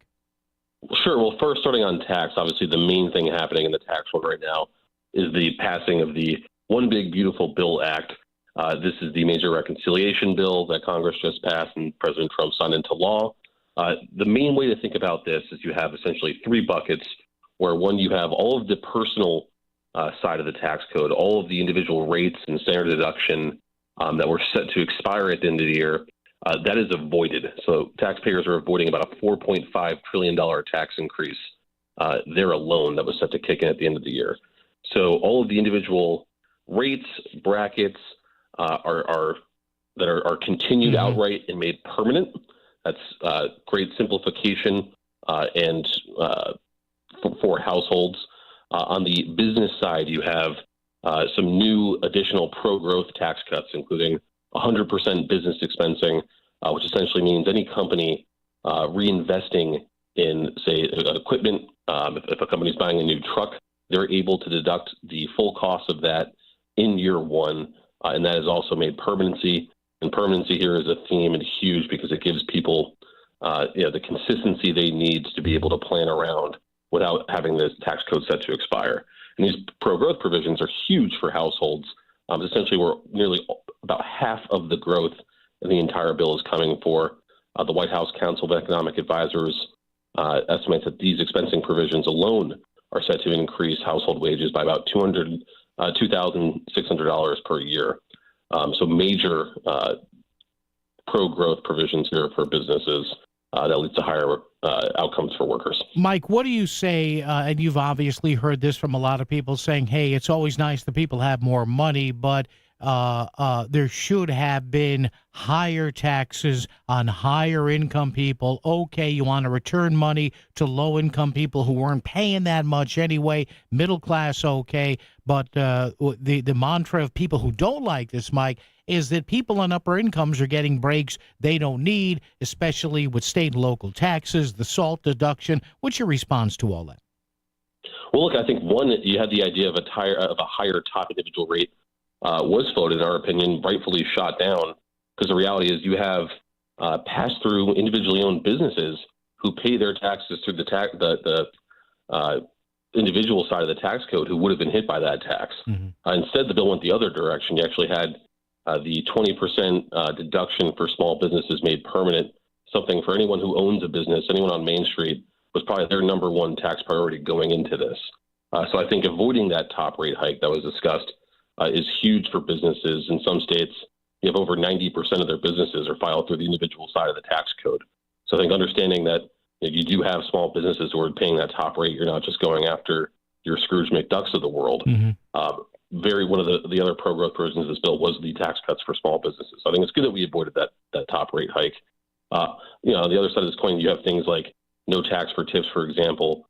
These were some of the newer provisions that the president campaigned on. They are limited to 4 years, primarily for the purpose of keeping the cost of those provisions down while accomplishing the political promise of Trump so that they continue through his administration. Yeah. Mike Pallitz is the guest. Mike is the tax policy director for Americans for Tax Reform. Mike, let me ask you something that I love to ask guys and gals who are assumed experts in this.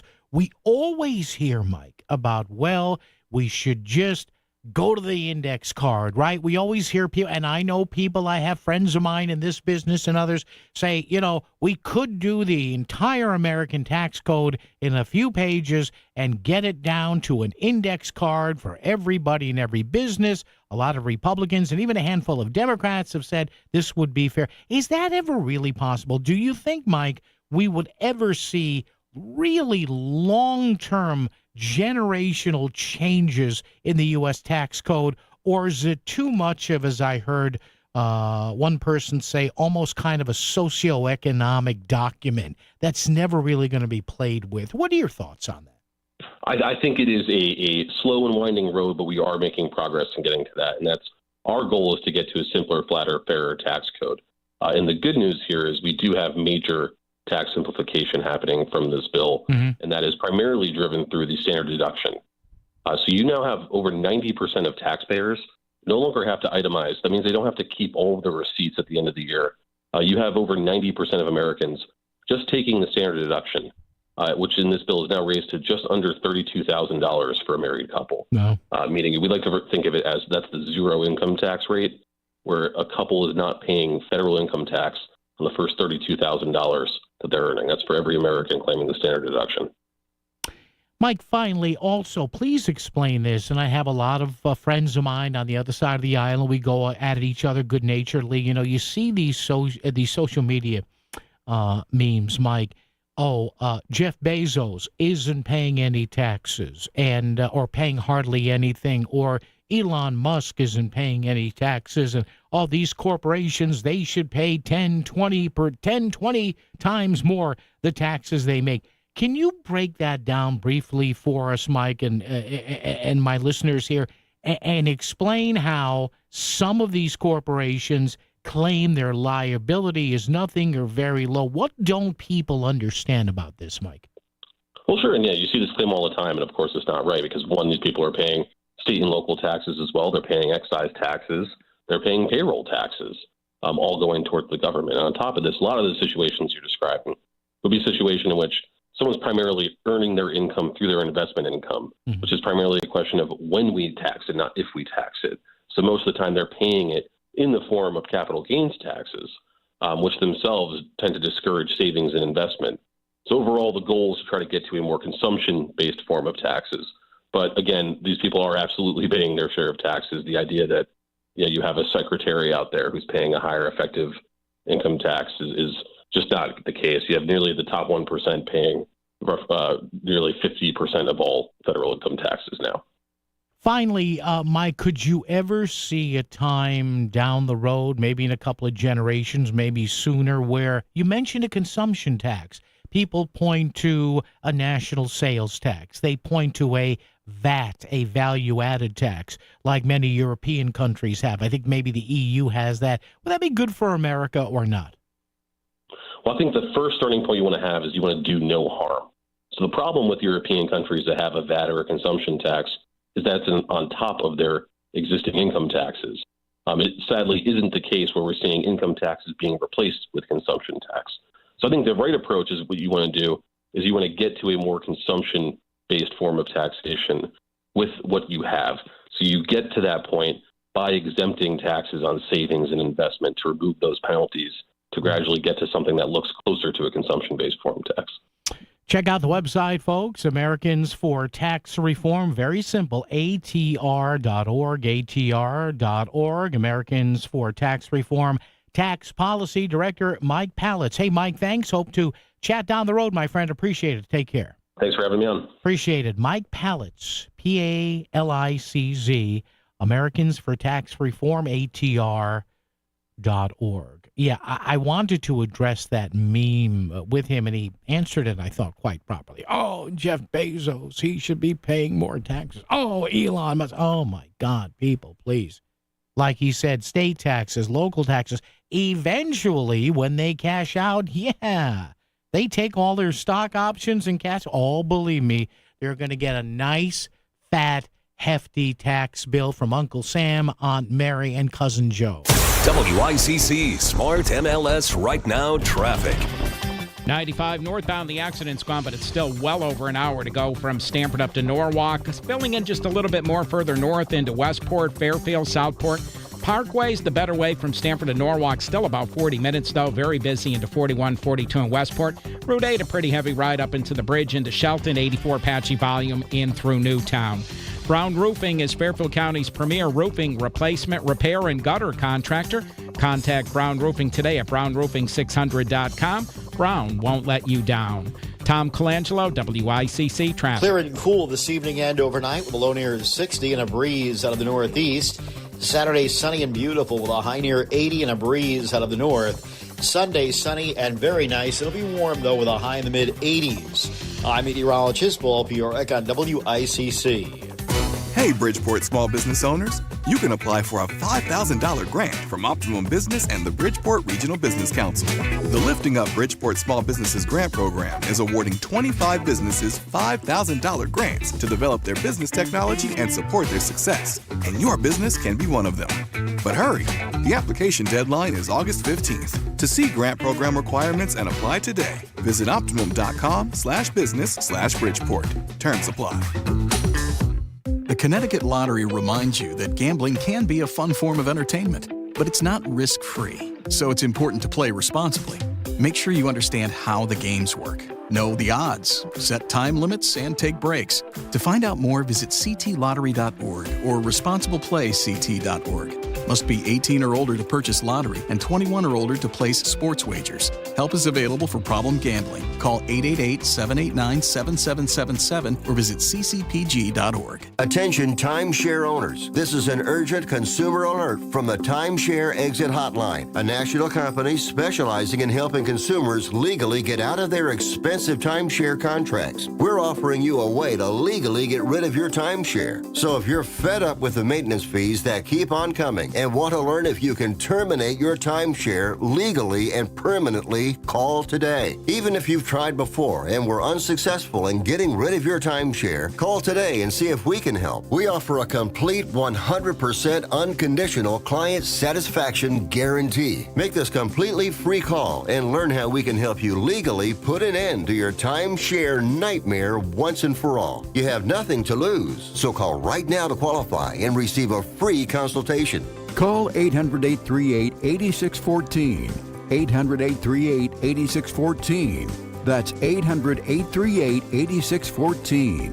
Paid for by Airtime Media. This is your CT Insider weather update. Today, mostly to partly cloudy skies and less humid than it's been. Highs in the mid to upper 70s. Lows dip into the upper 50s later on. Tomorrow, lots of sunshine with highs in the low to mid 80s, powered by CT Insider. There's more to Connecticut with CT Insider. A hometown behind every headline. With every issue, investigation, or interview, there's more when you're following from the inside. Visit ctinsider.com for more. Hey, it's Steve Basso from Steve Basso Plumbing, Heating, and AC again. There's no better time than right now to service or repair that AC system. Even install new or replace your existing system. Did you know high-efficiency ductless systems use up to 50% less electricity? Call us today at 203-335-0224. That's 203-335-0224. On the web at bassophac.com. And remember, everything's better with Basso.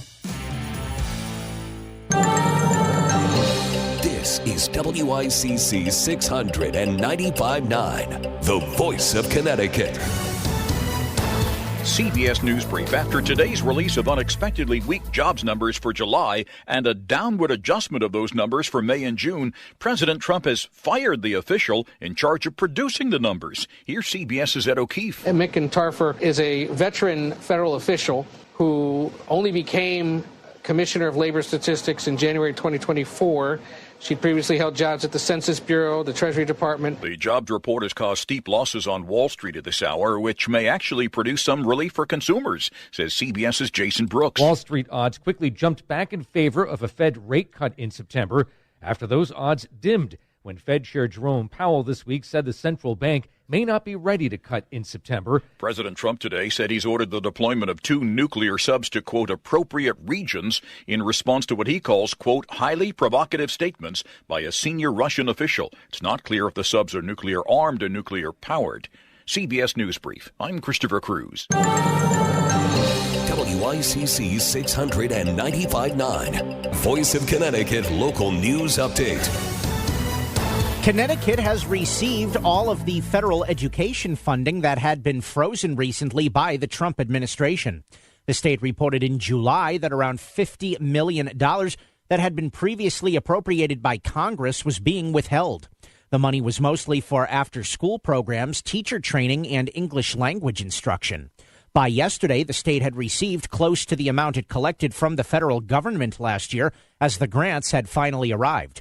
Education officials such as Stamford Education Association President John Corcoran have worried about the impact the lack of funds could have not only in the classroom, but for after-school education as well. So summer goes quick, and to not know teacher-wise what you can and cannot do before or after school, or parents not knowing, are they going to be able to drop off their son or daughter early for that extra help or have them stay late? That uncertainty's got to be, really gut-wrenching. A wake is being held for Plainville volunteer firefighter Ray Moreau until 7 p.m. at the Plainville Funeral Home on Broad Street. The 60-year-old died from injuries suffered at the scene of a fire on Maria Road last Sunday. A funeral service is set for 10 a.m. tomorrow in Welty Hall at Central Connecticut State University in New Britain. Federal immigration officials have canceled the deportation flight of a New Haven high school student arrested at his job. The teen, identified by his first name, Estras, is being held at a Louisiana detention center and was set to be deported yesterday. His attorney now says that ICE has agreed to move the 18-year-old back to New England, where the challenge to his detention can continue in court.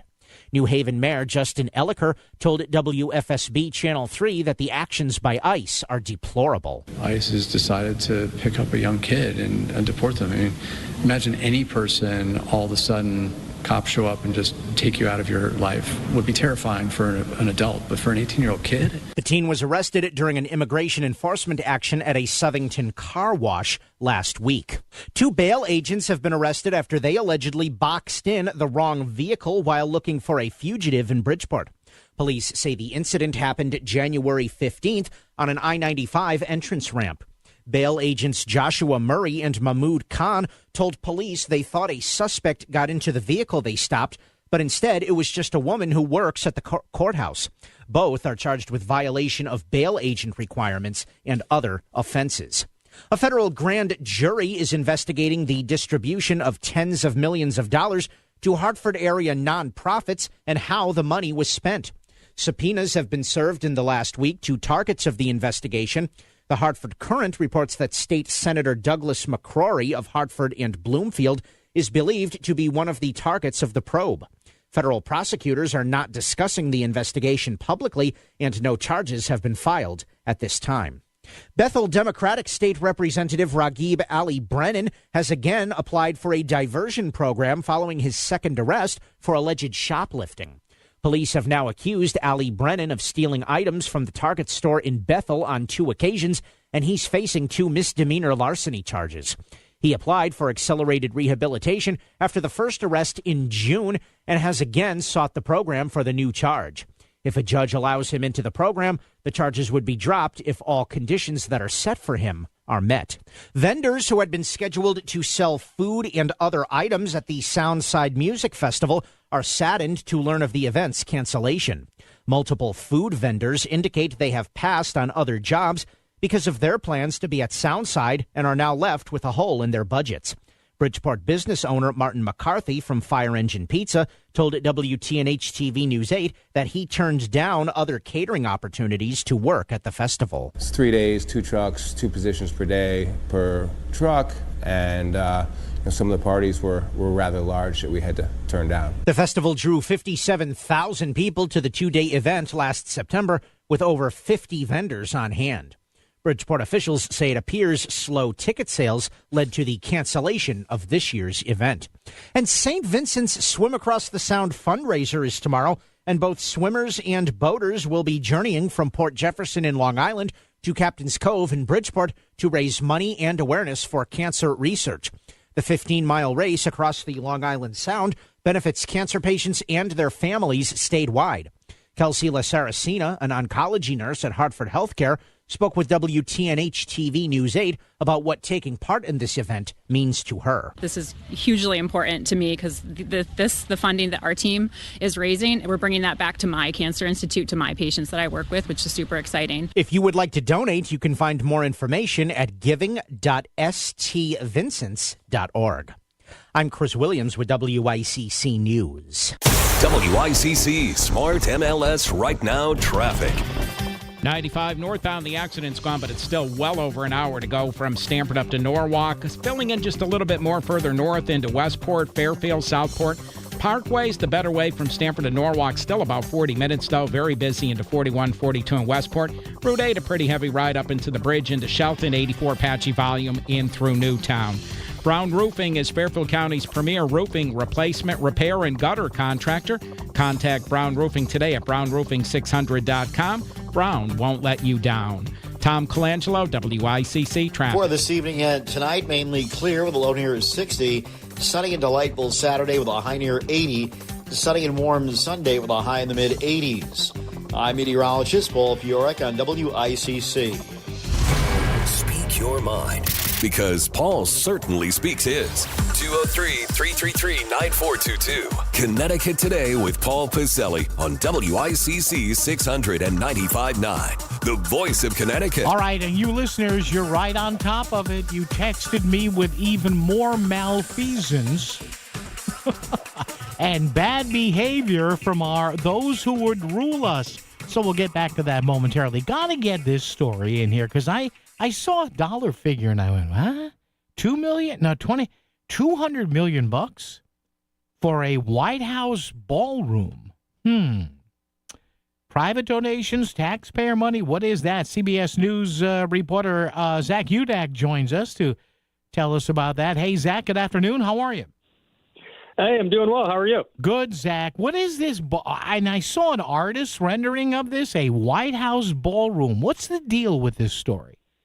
It's something that we know that President Trump has been interested in for a while, because David Axelrod, one of the senior advisors to President Obama while he was in the White House, in his book, he wrote about Donald Trump, the man, before he was even a political candidate, proposing to the Obama White House that he build for them a ballroom onto the White House. So this is something that has been on his mind before he even entered the world of politics. Now, would this obviously, this would be for state dinners, I would guess, right, Zach?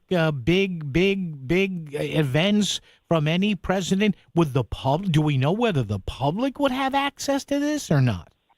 That we don't know at this stage, but we do know that it would be 90,000 square feet, which would mean it would hold about 650 people, which is around triple the biggest room that they currently have at the White House. So the White House, when they have events of that size right now, what they'll do is on the south lawn, they'll set up an enormous tent.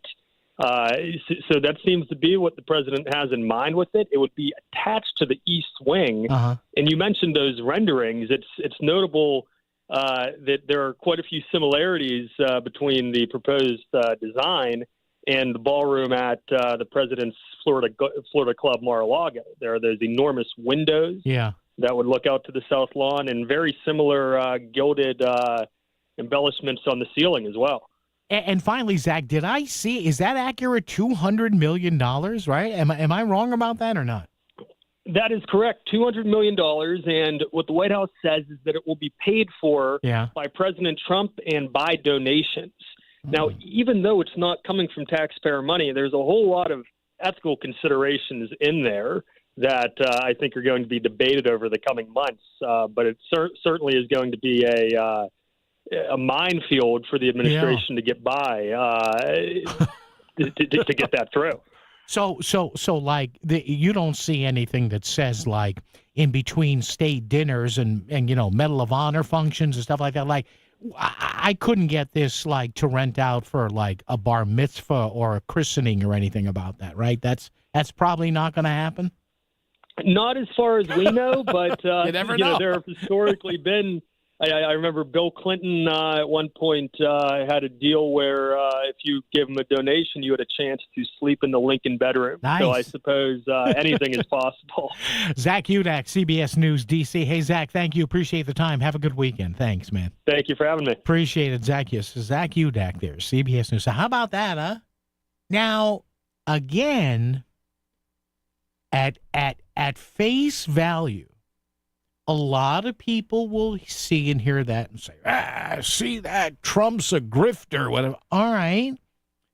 But it's kind of interesting because when I saw this story, I went, well, let me get somebody on here because wouldn't you think? Now, again, I'm just kind of tossing this out there. I can see where there's controversy as to, well, Trump says it's out of his own pocket, but if some rich guy who happens to have a vested interest in something before Congress and says, hey, Mr. President, I'll pay $20 million for the electrical work or whatever, or I own an electric company. I understand where that could be a conflict of interest. But it is interesting that, what did he say? I guess the limit right now indoors for official functions is like 200 or something like that. You would think that the White House would have, 600 is not a lot when you think about all the large hotels, even in this area, that you have an annual dinner, police, fire, teachers union, whatever. You have an annual banquet or an annual ball. So, I don't know. Is it a bad idea that the White House have a big function room where a lot more people could get into? Maybe. But again, I can understand what the, what the questions would be. Daddy, yes, honey, can I have my Sweet 16 at the White House? Hey, what's up? I'm Bumper Kristoff. It doesn't get better than spending a day fishing and boating on the Sound. If you're like me, love to fish, and you're 18 or younger, get on the action. Sign up for the WICC Surfside Hotel Greatest Bluefish Tournament on Earth. Bridgeport Harbor Marina is proud to offer a $1,000 cash prize for the heaviest blue caught by an 18 and under angler. Register your kids today at bluefishtournament.com. The Bridgeport Harbor Marina, your destination for dining and boating. This is your CT Insider weather update. Today, mostly to partly cloudy skies and less humid than it's been. Highs in the mid to upper 70s. Lows dip into the upper 50s later on. Tomorrow, lots of sunshine with highs in the low to mid 80s, powered by CT Insider. There's more to Connecticut with CT Insider, a hometown behind every headline. With every issue, investigation, or interview, there's more when you're following from the inside. Visit ctinsider.com for more. Finding great candidates to hire can be like, well, trying to find a needle in a haystack. Sure, you can post your job to some job board, but then all you can do is hope the right person comes along, which is why you should try ZipRecruiter for free at ziprecruiter.com/free. ZipRecruiter doesn't depend on candidates finding you. Its powerful technology identifies people with the right experience and actively invites them to apply to your job. You get qualified candidates fast. So while other companies might deliver a lot of hay, ZipRecruiter finds you what you're looking for. The needle in the haystack. 4 out of 5 employers who post a job on ZipRecruiter get a quality candidate through the site within the first day. ZipRecruiter, the smartest way to hire. And right now, you can try ZipRecruiter for free. That's right, free. Just go to this exclusive web address, ziprecruiter.com/free. That's ziprecruiter.com/free. ziprecruiter.com/free. It's time for the Market Scoreboard Report with Ron and Sana. Now on WICC 695.9, the voice of Connecticut. Stocks tumbled today for multiple reasons, not the least of which was a weaker than expected jobs report. Only 73,000 jobs created last month. The unemployment rate ticking up to 4.2%, but the prior 2 months revised vastly downward to show much slower job growth than was previously thought. Add to that now some concerns about whether or not there's going to be accurate data going forward as the president moved to fire the head of the Bureau of Labor Statistics after the number was released. Amazon was down on disappointing forward guidance, so the market got hit across the board, and the tariffs that the president announced last night didn't help either. The Dow fell 542 points, or 1.25% to 43,588. S&P down 1 2/3%, 101 points to 6238. Nasdaq down 2.25% to 20,650. Interest rates plunged on the weak news to 4.21%. Federal Reserve Governor resigning as well today. The dollar broadly weaker. Oil down almost $2 a barrel. Gold surging more than $63 to $34.12 the ounce. This statement has not been evaluated by the FDA. This product is not intended to diagnose, treat, cure, or prevent any disease. I was always tired, with weekly bouts of indigestion. A friend asked me, when was the last time you did a detox? Never, I said. So she recommended Active Liver. Our liver works hard every day to remove toxins from processed foods and unclean air and water. But too many toxins can overwhelm the liver, causing it to actually store toxins in our body fat. Low energy, brain fog, headaches, bloating, and skin irritation are all telltale signs that we need to act. Water or juice fasts can help, but often require days or weeks of feeling tired and sick. Thankfully, there's an easier way. Active Liver from New Nordic is a natural supplement that helps your liver effectively eliminate toxins on a daily basis, leaving you feeling better with more energy and less bloating. Within a week of taking Active Liver, I was feeling better, and now I have more energy than I've had in years. Available in both tablet or delicious gummies, you can find Active Liver online at Amazon or NewNordicUSA.com or in stores at your local CVS or Meijer Grocery. WICC Smart MLS Right Now traffic. Accident now in the valley. Route 8 northbound getting out of Seymour up into Beacon Falls with delays in both directions. Both 95 and the Parkway holding at 45 to an hour. Stamford up to Norwalk in about another 40 minutes from Norwalk up into Bridgeport. 95 south heavy out of Long Wharf into West Haven. And the Parkway a very busy ride both directions into the West Rock Tunnel.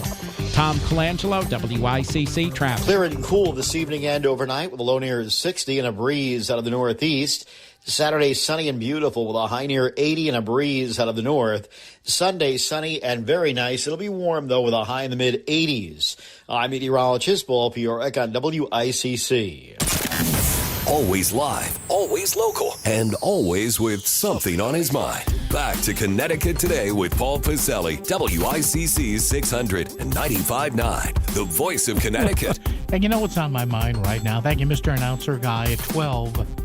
Before the top of the hour, our pal Chris Caruso coming up with his weekly update. He's got a lot he wants to say this week, especially. We'll do that after the news. And the announcer guy just said, what's on his mind? You know what's on my mind? This lunacy continues. This Olympic level stupidity and lunacy continues over this Sydney Sweeney jeans ad. Oh my God. But it's funny as hell. You can't script this lunacy. And if you haven't been following this, Sydney Sweeney, who's a decent actress or actor, some people think it's sexist to use the word actress anymore. Men and women are both actors, whatever. But I'll say actress because I don't care, and it's my show. She's a decent actress, a little better in some stuff than people have said. But having said that, she is the spokesperson. I don't know if she says anything, but a lot of people don't think she has to because she is shown as the spokesperson, the pitch person. She's wearing American Eagle jeans. All right, it's blue jeans. She's attractive. She has blonde hair, blue eyes, and a big chest. So they said they probably contacted American Eagle, whatever their parent company is. If that's the company, I don't know. They probably said, got a hold of her agent, said, hey, here's what we want to do, and here's what we'll pay her. And the agent and her probably got together and said, all right, yeah, whatever. She got a big boost from that Rolling Stone video. So anyway, fast forward, for the past 3 or 4 days, and we had a guest on this yesterday. This is crazy because the commercial or the social media videos, have you seen this? It says something like Sydney Sweeney has great genes, as in the genetic GENES genes. And when she walks by or moves her hand or some other part of her body, it changes to JEANS, blue jeans. All right. It's kind of clever. It's not exactly uber scientific here. And because they used the word genes as in genetic. I mean, how many times do we say somebody in our family, boy, he's got good genes. Look at him. He can eat and pound it away and he doesn't gain a pound. Or, boy, she has good genes. Look at her. Man, she looks just like Nana looked like when she was 18. You know what I mean, right? People understand basic genetics. Eye color, hair color, body type. You can tell that's his kid. Look at his nose. You know what I mean? But because, and I know I've explained this before, but a lot of people may be like, what is this? Because she has blonde hair and blue eyes. The people, I don't know how to even categorize these people. Are they nuts? Do they need a hobby? Are they fat and ugly? I mean, I don't know. They say, well, the reference to genes and genetics of Sydney Sweeney is a reference to the Nazi master race. I kid you not. They think that because they mention her genes with a G before they change it to J, this is a... They think, folks, I'm not making this up. They think this is a not-so-veiled attempt and of course, they bring it all back to Trump because what else are they going to do? And they say, hey, blue eyes, blonde hair, yeah. Master race, what? And then, of course, it's sexist. Can you imagine? Now, a lot of us are about that age. Do you remember? Think about this. Do you remember when it was last September? No, sorry. I lapse into song from time to time. Do you remember the Calvin Klein ad campaign with Brooke Shields? When she was 15 or 16, and the inference was, I forgot exactly how she said it. She's there in a tight-fitting pair of Calvin Kleins. Remember this? If you're about my age, you do. And the inference was, whatever she said was she wasn't wearing underwear. She didn't say that, but that was the... Can you imagine if they tried that today? Oh. Now, looking back at that, a friend of mine this morning said, it's a little creepy. I get it. But my God, you want to be upset at that. Okay, I can see that. But this thing, and if you think, nah, Paul, this is not that big of a deal. You don't think it is? I'm going to scroll down to just some headlines here. This is not even scratching the surface of people who, because Trump is in the White House, again, 3 words, Trump derangement syndrome, they've lost the capacity to think. Lizzo is a very successful woman, black R&B star, multi-instrumentalist, very talented. Lizzo mocks Sydney Sweeney's controversial American Eagle ad. She says, quote, my genes are black. Okay. And here's another one. I think this is from a magazine. Here's that. Now, let's remember, you have people tying themselves in psychological knots over a good-looking, large-breasted, blonde-haired, blue-eyed woman in a blue jeans ad. How about this one? Boobs, blue jeans, and backlash. Sydney Sweeney and the male gaze economy. Male gaze. Like guys have never been looking at good-looking women. Just started. With Trump. Oh, my God, you hear what happened? What, dear? Because of Trump. Men are gazing at women who have good figures. Oh, are you kidding me? He's got to go. Here's the subheadline of that. Sydney Sweeney isn't selling jeans. She's, folks, I'm not making this up. She's selling nostalgia for the patriarchy. Do any of these people who write this stuff probably understand that their fathers and grandfathers kind of looked at their mothers and grandmothers at one time and went, Here's another one. Sydney Sweeney's American Eagle ad is disturbing and distracting you from something worse. Oh, my God. It is. And again, this is a perfect illustration of why Trump won.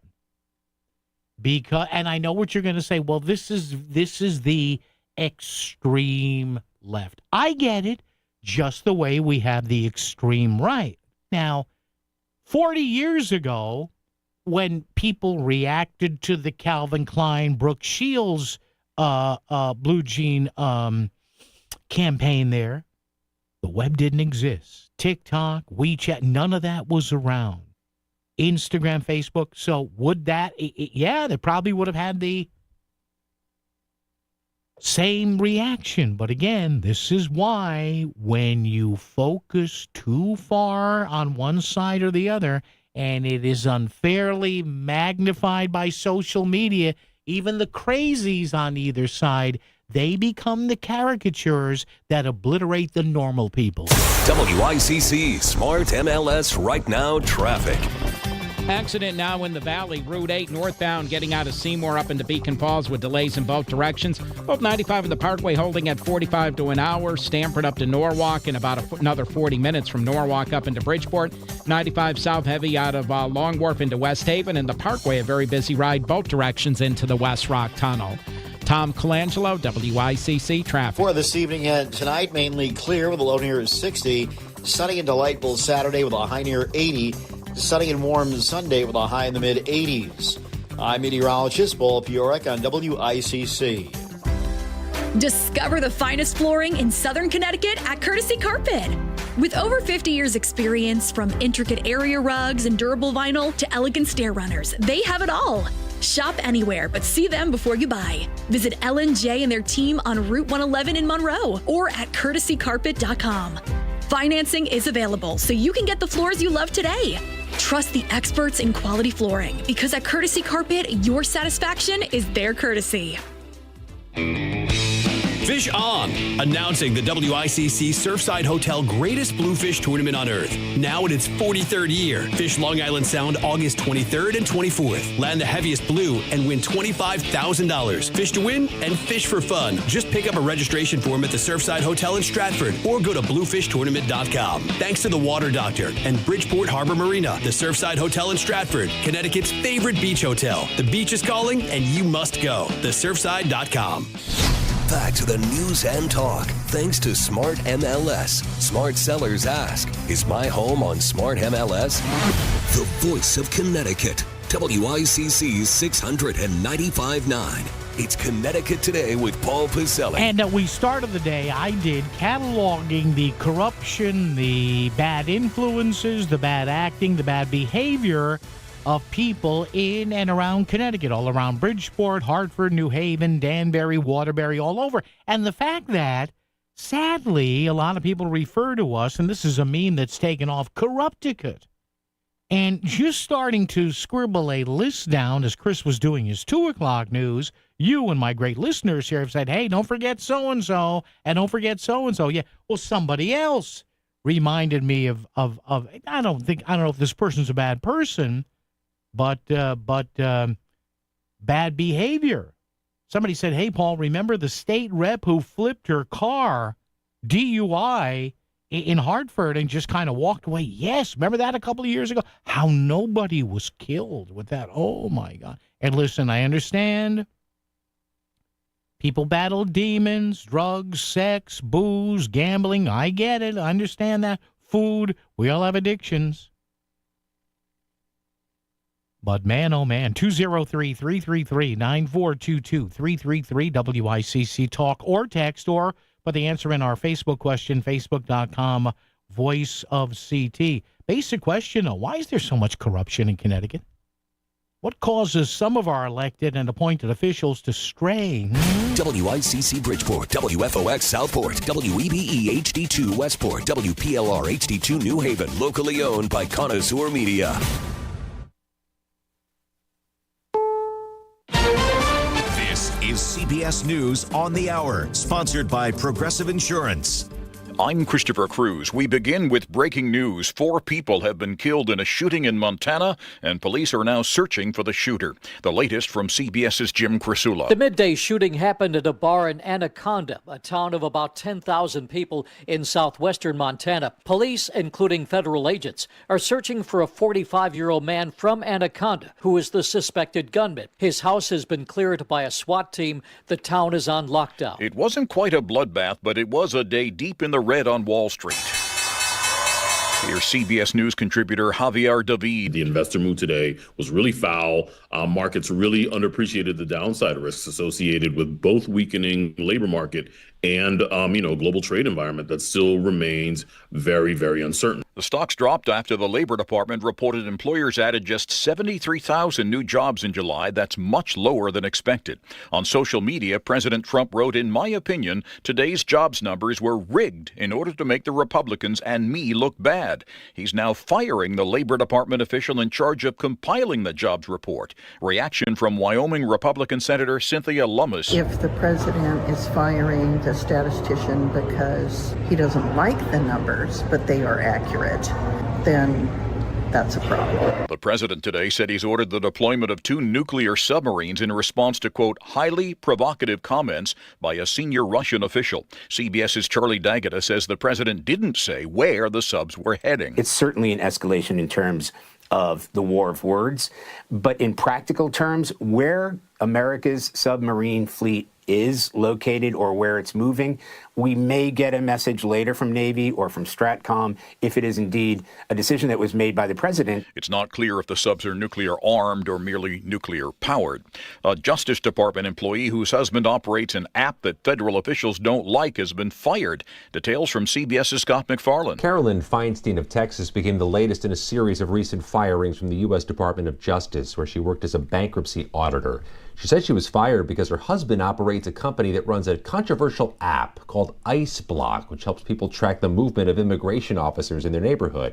The Department of Justice told CBS News that app puts lives in danger at Immigration and Customs Enforcement, and Feinstein acknowledges she owns 20% of the company. As we noted, it was a tough day on Wall Street. The Dow closed down about 1.25%. The S&P 500 was down more than 1.5%, and the tech-heavy NASDAQ down about 2.25%. This is CBS News.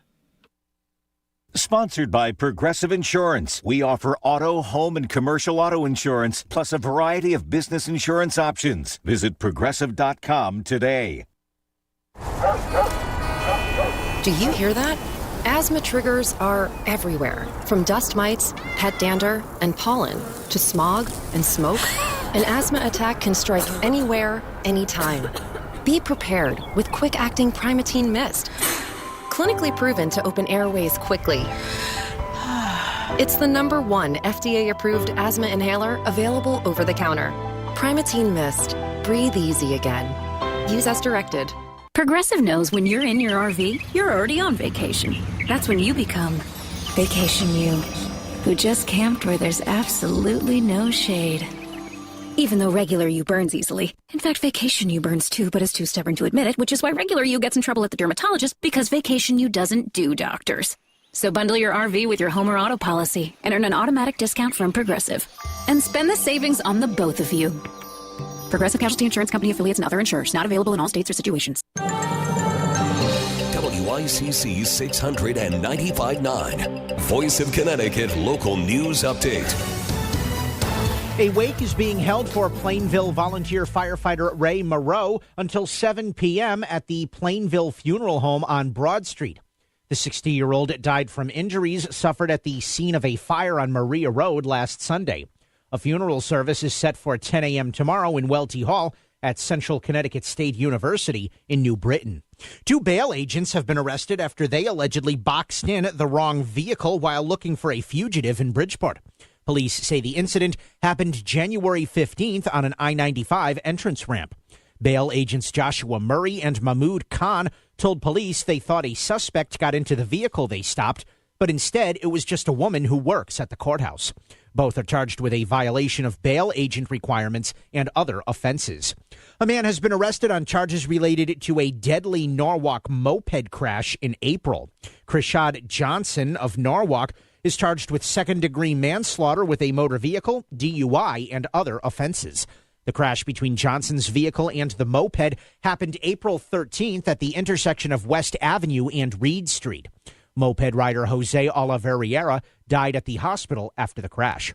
A former New Canaan Schools cafeteria worker is avoiding prison time in her sentence for a role in a scheme to steal $500,000 from the district. Marie Wilson was sentenced this week to spend a year on probation after pleading guilty to first-degree larceny and defrauding a public community. The 74-year-old Wilson apologized in Stamford Superior Court on Tuesday before receiving her sentence. The judge did not order Wilson to pay any restitution as part of the sentence. And the state police sergeant who pulled his gun and spit in the face of a YouTube journalist who visited his home has retired. Sergeant Brian Fahey's retirement took effect today, and he will begin collecting a pension of at least $120,000 a year. YouTube broadcaster Sean Paul Reyes and his cameraman were both arrested after the incident at Fahey's Groton home on Pendleton Farm Road. Reyes is pledging to hold Fahey accountable in civil court now that he has been avoided punishment from the department by retiring. I'm Chris Williams with WICC News. WICC Smart MLS Right Now Traffic. Accident now in the valley. Route 8 northbound getting out of Seymour up into Beacon Falls with delays in both directions. Both 95 and the Parkway holding at 45 to an hour. Stamford up to Norwalk in about another 40 minutes from Norwalk up into Bridgeport. 95 south heavy out of Long Wharf into West Haven. And the Parkway a very busy ride both directions into the West Rock Tunnel.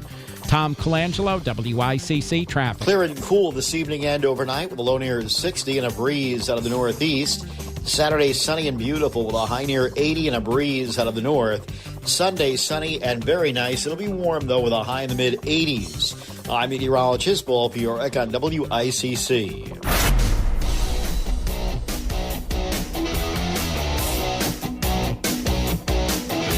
You're listening to Connecticut Today with Paul Piselli on WICC 600 and 95.9, the voice of Connecticut. All right, back to open phones a little bit later on in the hour. A lot of stuff to wrap up here as we head into what's, I guess, supposed to be a nice weekend. I went out to my car a little bit, go to get something, cord to charge my phone with, and I stepped outside. I was like, man, is it August 1st or September 1st? I'm ready for October 1st, but that's just me. The AC never goes off in my casa, but that's just me. And when I turn the AC on again, I still get the vision of my mother, father going, you know, that bill's going to come. It's expensive. Yeah, I know. If you need a few bucks, I have them. All right, 203-333-9422, 333-WICC is the number. Talk or text. You can send me some text messages now because we'll be talking to our regular Friday contributor, Chris Caruso, starting now. Want to do 2 segments with Chris because, man, is there a lot to talk about. Mr. Caruso, good afternoon, sir. Never a dull moment in and about the Park City, is there? No, happy Friday to you and your listeners, Paul. Good to be on again. Paul, it troubles me to say this, but I'm going to because I think it's time that people of goodwill speak truth to power. And what we have in Bridgeport, I love the city. Most of my adult life, I fought for the city and supported it and one of its biggest cheerleaders. But what's developed in Bridgeport is a syndicate. And a syndicate, as we know, is a group of individuals coming together for a common purpose, common interest. In this case, to defraud the people of Bridgeport. And it's organized crime. And we're seeing more and more of it where the people of Bridgeport, especially the voters, are being defrauded from making decisions that affect their city. So, as Italian Americans, we're often beaten up about the mafia and, there's the battalions. Truth be told, the mafia isn't the only ethnic group out there of gangsters. There's a lot of different folks. But that's what this is. Maybe not gangsters, but people that are breaking the law, that have no respect for the rule of law. And that's affecting the city that I love dearly. And it's the reason, Paul, that people don't run for office.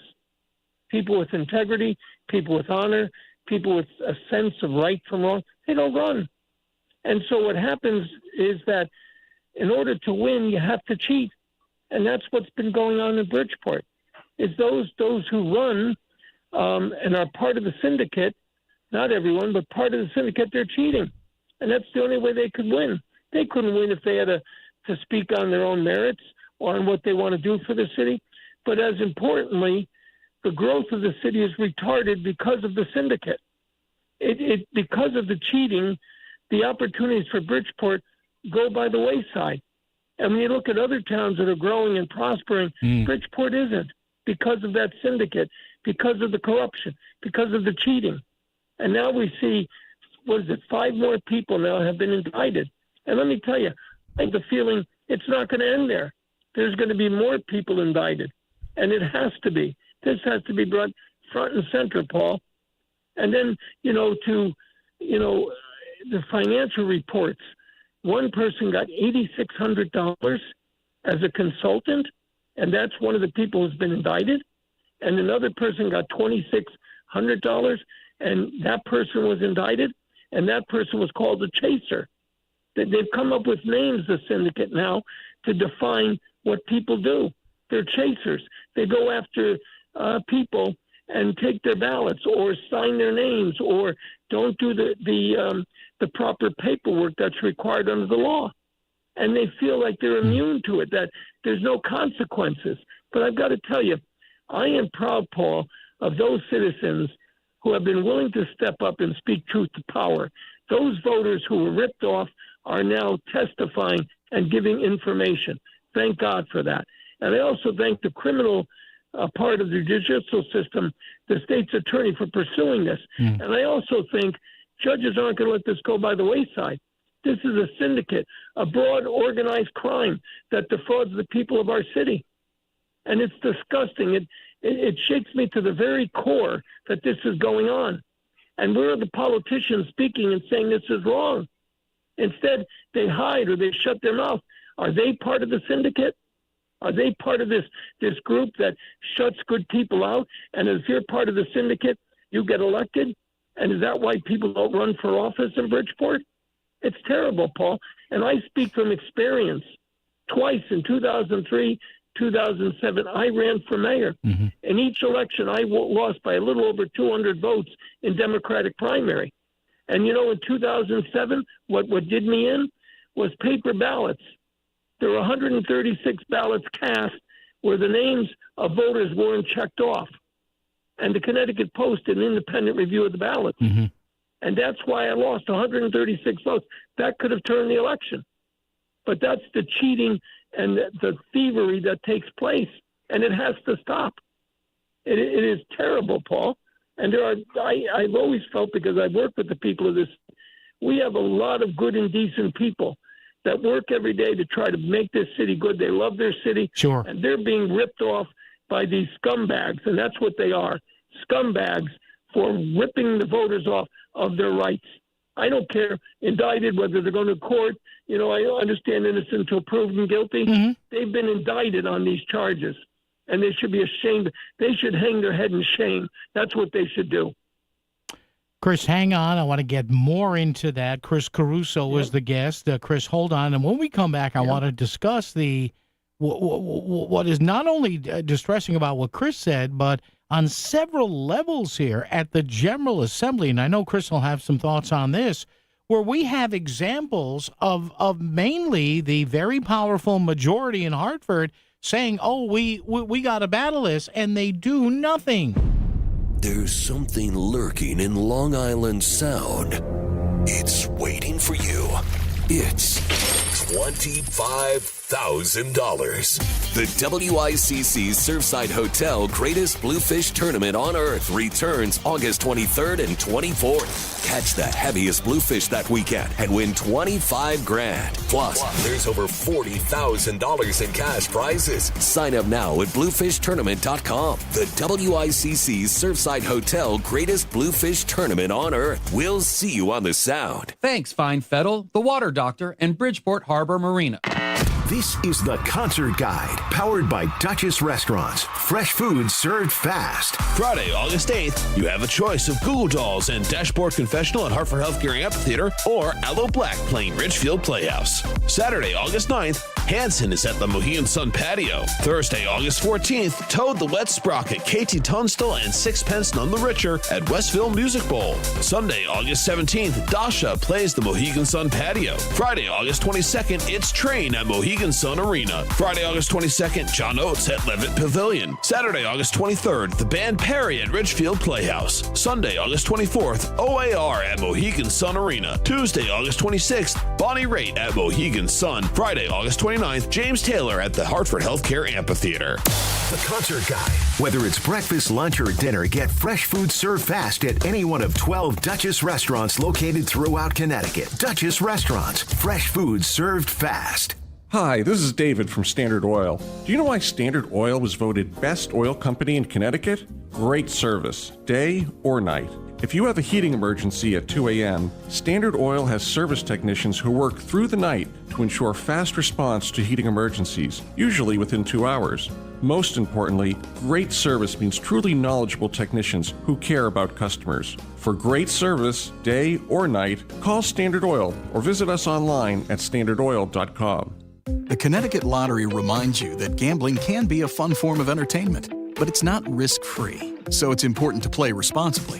Make sure you understand how the games work. Know the odds, set time limits, and take breaks. To find out more, visit ctlottery.org or responsibleplayct.org. Must be 18 or older to purchase lottery and 21 or older to place sports wagers. Help is available for problem gambling. Call 888-789-7777 or visit ccpg.org. Are you looking for a loyal friend, a cuddle buddy, or just some unconditional love? Hey, it's Melissa Sheketoff, and the perfect companion is waiting for you at the Connecticut Humane Society. From playful pups to cuddly cats, these furry friends are ready for their forever home, and that home could be yours. By adopting, you're giving an animal a second chance and gaining a best friend for life. Visit cthumane.org to adopt and volunteer, or to donate to help care for pets still waiting. Adopt love, support hope, choose the Connecticut Humane Society.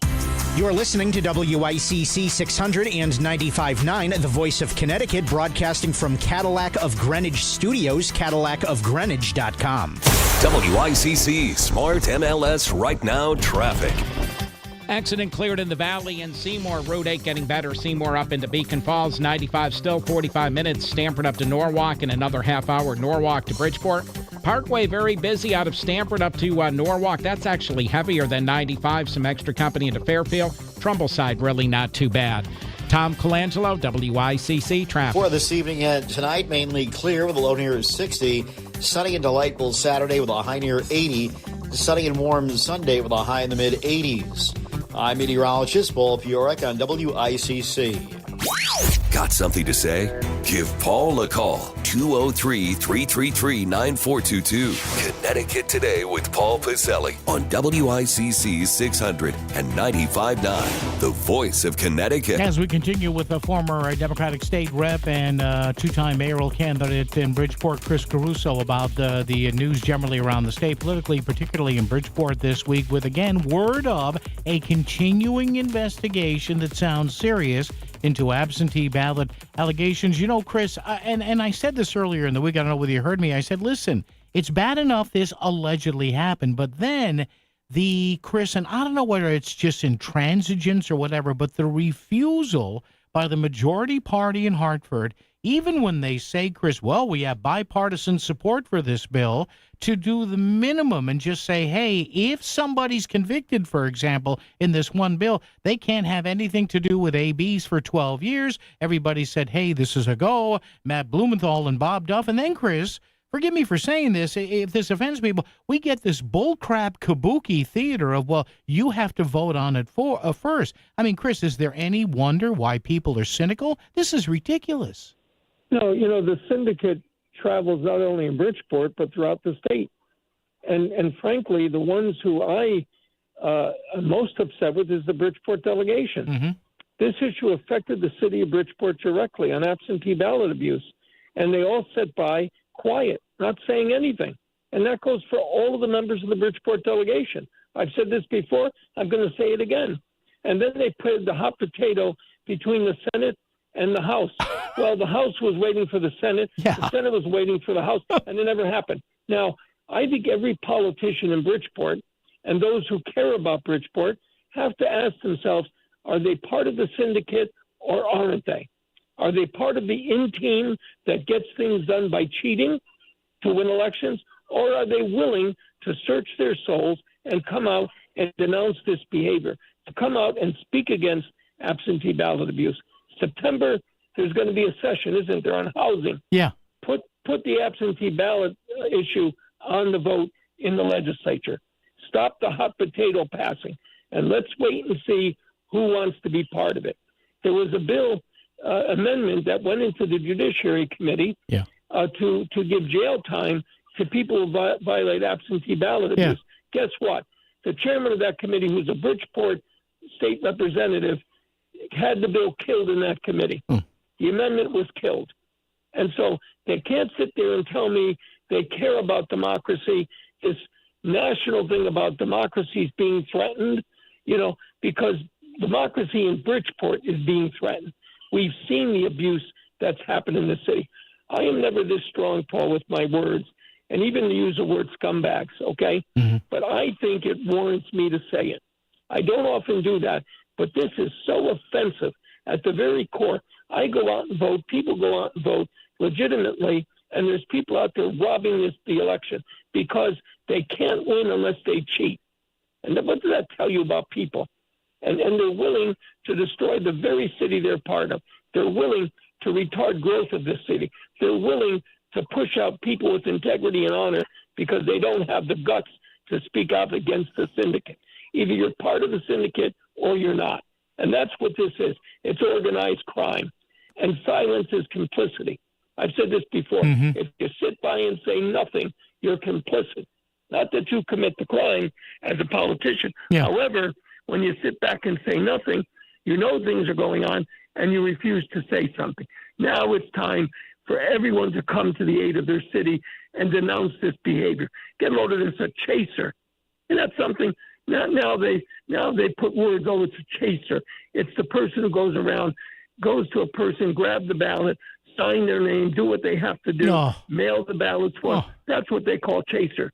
And then that person is getting $2,600. Another person, $8,600 as a consultant. What are they consulting? How to rob elections? And Chris, now, and I said to people, and I was against this, you may have differed with me on this, but in this run-up to this referendum question we had last time around, which would make no excuse absentee balloting in the future as soon as they work it out, which in a sense, you and I know is technically going to be mail-in voting. But now, have we done, Chris, or are we going to do with what other states have done who have mail-in voting? Set up a constructive, open sort of process over 3, 4, 5 years? Are we going to do signature verification? Of course not. And then in the run-up to this, Chris, I said, folks, be careful how you answer this, because if you vote this thing in, and I'm really disappointed this is going to happen, Chris, unless, like you say, good people step up and say, okay, but we need to do this the right way, this is going to just continue, I think, I could be wrong here, I hope I'm wrong, and get even worse. Oh, it will legitimize thievery, Paul, because the people that have robbed absentee ballots will now go to the House of Voters and just get them to vote by mail-in. That's what's going to happen. Yeah. You're just going to change the dynamic and how the syndicate robs the voters. I've said this right along. That's an easy way out, because once you take away the excuses of why you need an absentee ballot, it's wild, wild west at that point. It's Dodge City. Yeah. And that's what you're going to see, Paul. Now, when my party's wrong, Paul, and you've heard me, I will stand up and speak against it. Yeah. And my party is wrong here. I've been a Democrat all my life. I believed in the Democratic Party. I still do. But when it's wrong, they're going to hear me. And when the Republican Party is wrong, they're going to hear it, which I used to do in Hartford, both sides. Yeah. And I didn't make a lot of friends, but I gained respect for speaking up when things are wrong. And the only thing you have in life is your word and integrity. What's important and what isn't. And what's going on now in Bridgeport is appalling. And now the city council is looking at the ethics commission. Yeah, which is Monday night. That's Monday night, right? Right. And I hear this Monday night they're going to be. I hear that's its efforts to gut the ethics bill, to weaken it so that they have control over it. And all that tells me is, where's the mayor of Bridgeport? Where is the state delegation? Where are the elected officials saying it's time to be a leader and speak out in support of a strong ethics commission? And that's what I say, Paul. The syndicate that exists in this city, where people of like minds come together and, frankly, have defrauded the voters of this city. That's what they're doing, and it has to stop. Yeah. We take knocks as Bridgeport all the time, and you know that. Oh, and we've had some good times too, right? Believe me. But now it's the time for good people to stand up and speak truth to power.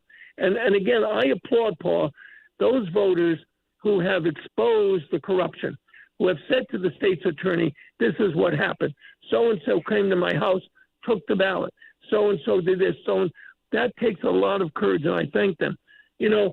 Years ago, Paul, a former city councilwoman running for the Democratic Town Committee in Bridgeport went into a voter's home. This person knocked on the door and said to the wife, I didn't get your ballot yet. And the woman said, well, tonight me and my husband are going to go over. The husband was confined to a chair. He was an invalid. Oh. This person pushes open the door, runs into the living room, fills out the ballot, and then takes it and mails it. So the woman calls me, said, Chris, what should I do? I said, you got to speak the truth. You got to say what happened. Yeah. So she was hesitant because she knew the city councilwoman. I get a call the next day, Paul. She said, Chris, I'm going to expose it. I said, why did you change? She said, because my son is an FBI agent. Oh, yeah, you told me this. Yes, I remember this. Yes. And they exposed it. Well, this city councilwoman became an assistant principal in one of the schools, and she was fined $5,000 and couldn't run for office for 2 years. And from that point on, she didn't commit the crime again. Yeah. But when it has to be done, it has to be done. Absolutely. And it's time, like I said, for people of goodwill to stand up and say enough is enough. Monday night's going to be an example. Let's see what they do with the Ethics Commission. And let's see what they finally give the voters. I'm saying right now, if they water it down or they set it up to benefit themselves so that way they can control things, I'll be the first to say vote against it. All right. Let's not make a mockery of the people of the city of Bridgeport. All right. And put something together that has no meaning. Chris, thank you. Well done words, and you have a good weekend. And, yeah, the next step is Monday night, and we will all keep an eye, of course, on that. Melissa will have more on that coming up in the 7 o'clock hour on Monday morning. Chris, thank you. Take care. Have a good weekend, and we'll talk down the road. Thank you, sir. Yeah, coming up on Monday morning at 7, Melissa will do her segment there with somebody who says, yeah, ethics need to be tightened in the city of Bridgeport. WICC Smart MLS Right Now Traffic. Accident cleared in the Valley and Seymour. Route 8 getting better. Seymour up into Beacon Falls. 95 still 45 minutes. Stamford up to Norwalk in another half hour. Norwalk to Bridgeport. Parkway very busy out of Stamford up to Norwalk. That's actually heavier than 95. Some extra company into Fairfield. Trumbull side really not too bad. Tom Colangelo, WICC Traffic. Clear and cool this evening and overnight with a low near 60 and a breeze out of the northeast. Saturday, sunny and beautiful with a high near 80 and a breeze out of the north. Sunday, sunny and very nice. It'll be warm, though, with a high in the mid-80s. I'm meteorologist Paul Fiorek on WICC. Do you truly understand the impact of taxes on your retirement savings? Would you like to keep more of your hard-earned money? Attend Bridgelight Financial's Taxes in Retirement event, August 12th and 14th at El Palio in Shelton. It's a free workshop discussing real tax saving strategies. Click BridgelightAdvisors.com and register. This is Bill Levitt, president of Bridgelight Financial Advisors. We'll show you real tax savings on your savings. Come to our next event at Il Palio in Shelton. Register today at bridgelightadvisors.com. bridgelightadvisors.com. This August 10th, lace up, line up, and get ready to run by the sea at the Surfside Hotel Run for Wishes, brought to you by the Voice of Connecticut. Run or walk the stunning shoreline course in Stratford's Lordship neighborhood, then kick back at Little Pub for food, drinks, prizes, and beachside vibes. The race fee supports Make-A-Wish Connecticut and enters you in a giveaway for a free Surfside hotel stay. Sign up now at runforwishes.com. Don't miss the run, the sun, or the fun. This is an ad by BetterHelp. Did you know that workplace stress is now one of the top causes of declining mental health? In fact, 61% of the global workforce is experiencing higher than normal levels of stress. You can't just wave goodbye to work, but taking small steps for your wellness can yield big results. Hit play on your favorite podcast or song, sit in the sun, or take a walk daily. Even 5 minutes away from your screen can make all the difference. And while holidays are nice, they aren't a long-term solution. Don't forget that therapy can be ongoing and can help you build resilience to handle the unexpected challenges that the workday or any day can bring. Finding work-life balance can be hard. Getting the help you deserve? That should be easy. Unwind from work with BetterHelp. Visit BetterHelp.com/ABC Radio for 10% off your first month. That's BetterHelp, HELP.com/ABC Radio. This is WICC 695.9, the voice of Connecticut. CBS News special report on Wall Street today. Stocks were down sharply after the Labor Department reported much weaker jobs numbers for July. The Dow closed down about 1.25%. The S&P 500 down more than 1.5%. NASDAQ was off about 2.25%. Here's CBS's Jason Brooks. Investors were taken aback by the July jobs report, which not only saw a gain of only 73,000 jobs last month, but revealed massive downward revisions to the prior 2 months' gains, resulting in the weakest 3 months for the labor market since the pandemic struck in 2020. President Trump called the job revisions a total scam. And CBS's Ed O'Keefe says the president has now fired the official in charge of producing the jobs report. We don't know who he would conceivably appoint in her place, and we don't know what that potentially means for the future reliability of this data. CBS News Special Report. I'm Christopher Cruz. WICC 695.9, Voice of Connecticut Local News Update. The State Bond Commission voted this morning to approve a $6 million loan to the Success Village Housing Co-op in Bridgeport and Stratford. Court-appointed receiver Barry Knott said without the large sum of money, the complex would likely have ended up in bankruptcy court. The loan will be used to take on some of the co-op's debt, financially stabilize the property, and address the continuing heat and hot water issues at the complex. Vendors who had been scheduled to sell food and other items at the Soundside Music Festival are saddened to learn of the event's cancellation. Multiple food vendors indicate they have passed on other jobs because of their plans to be at Soundside and are now left with a hole in their budgets. Bridgeport business owner Martin McCarthy from Fire Engine Pizza told WTNH-TV News 8 that he turned down other catering opportunities to work at the festival. It's 3 days, 2 trucks, 2 positions per day per truck, and some of the parties were rather large that we had to turn down. The festival drew 57,000 people to the 2-day event last September, with over 50 vendors on hand. Bridgeport officials say it appears slow ticket sales led to the cancellation of this year's event. Federal immigration officials have canceled the deportation flight of a New Haven high school student arrested at his job. The teen, identified by his first name, Estras, is being held at a Louisiana detention center and was set to be deported yesterday. His attorney now says that ICE has agreed to move the 18-year-old back to New England, where the challenge to his detention can continue in court. New Haven Mayor Justin Elliker told WFSB Channel 3 that the actions by ICE are deplorable. ICE has decided to pick up a young kid and deport them. I mean, imagine any person all of a sudden cops show up and just take you out of your life would be terrifying for an adult, but for an 18-year-old kid. The teen was arrested during an immigration enforcement action at a Southington car wash last week. Connecticut has received all of the federal education funding that had been frozen recently by the Trump administration. The state reported in July that around $50 million that had been previously appropriated by Congress was being withheld. The money was mostly for after-school programs, teacher training, and English language instruction. By yesterday, the state had received close to the amount it collected from the federal government last year as the grants had finally arrived. Education officials, such as Stanford Education Association President John Corcoran, have worried about the impact the lack of funds could have, not only in classrooms, but for after-school education as well. So summer goes quick, and to not know teacher-wise what you can and cannot do before or after school, or parents not knowing, are they going to be able to drop off their son or daughter early for that extra help or have them stay late? That uncertainty's got to be, really gut-wrenching. Bethel Democratic State Representative Raghib Ali Brennan has again applied for a diversion program following his second arrest for alleged shoplifting. Police have now accused Ali Brennan of stealing items from the Target store in Bethel on 2 occasions, and he's facing 2 misdemeanor larceny charges.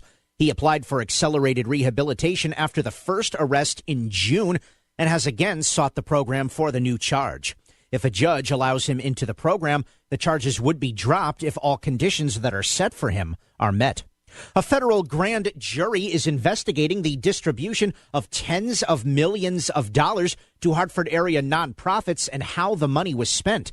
Subpoenas have been served in the last week to targets of the investigation.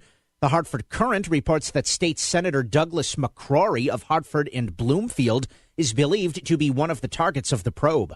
Federal prosecutors are not discussing the investigation publicly, and no charges have been filed at this time. Trumbull Republicans have officially endorsed former Councilman Mark Block for first selectman. Block is a lifelong Trumbull resident and previously ran in 2021 against Democratic incumbent first selectwoman Vicky Tesoro. Block says the town is ready for a change, and his primary goals will be tax relief, preserving the town's quality education, and transparent government. St. Vincent's Swim Across the Sound fundraiser is tomorrow, and both swimmers and boaters will be journeying from Port Jefferson in Long Island to Captain's Cove in Bridgeport to raise money and awareness for cancer research. The 15-mile race across the Long Island Sound benefits cancer patients and their families statewide. Kelsey LaSaracina, an oncology nurse at Hartford Healthcare, spoke with WTNH-TV News 8 about what taking part in this event means to her. This is hugely important to me because the funding that our team is raising, we're bringing that back to my cancer institute, to my patients that I work with, which is super exciting. If you would like to donate, you can find more information at giving.stvincents.org. And the Orange Volunteer Firemen's Carnival is underway. The annual 4-day event began yesterday and will be held until Sunday. In a conversation with WTNH-TV News 8, Orange Fire Chief Vaughn Dumas explained why the carnival is so important to the all-volunteer department's operating budget. This carnival for us generates a third of our revenue so that we can operate throughout the year. In the town of Orange, there's no tax for fire department. We are a private entity that's contracted to do fire and rescue services for the town. There will be food, rides, games, raffles, and a fireworks display Saturday night. I'm Chris Williams, WICC News. WICC Smart MLS Right Now Traffic. Accident cleared in the Valley and Seymour. Route 8 getting better. Seymour up into Beacon Falls. 95 still 45 minutes. Stamford up to Norwalk in another half hour. Norwalk to Bridgeport. Parkway very busy out of Stamford up to Norwalk. That's actually heavier than 95. Some extra company into Fairfield. Trumbull side really not too bad. Tom Colangelo, WICC Traffic. For this evening and tonight, mainly clear with a low near 60. Sunny and delightful Saturday with a high near 80. Sunny and warm Sunday with a high in the mid-80s. I'm meteorologist Paul Fiorek on WICC. If Stratford is talking about it, so is Paul. Connecticut Today with Paul Piselli on WICC 695.9, the voice of Connecticut. Good to have you with us at 203-333-9422, 333-WICC. Thanks once again to Chris Caruso for his thoughts. Very passionate on this Bridgeport situation. And again, if you missed the details of this or anything Chris was talking about, go to the Connecticut Mirror. That is CT Mirror, MIRROR, ctmirror.org. A very good story. In fact, Melissa had Andrew Brown on the show earlier today. So if you want to hear Melissa's chat this morning, prior to my chat with Chris Caruso, but if you want to hear her chat with Andrew Brown of the Connecticut Mirror, you can check that out on our podcast here at WICC 600 AM and 95.9 FM, and of course online, voiceofct.com. That the updated story by Andrew Brown and Dave Altomari in the Connecticut Mirror. So there you go. All right.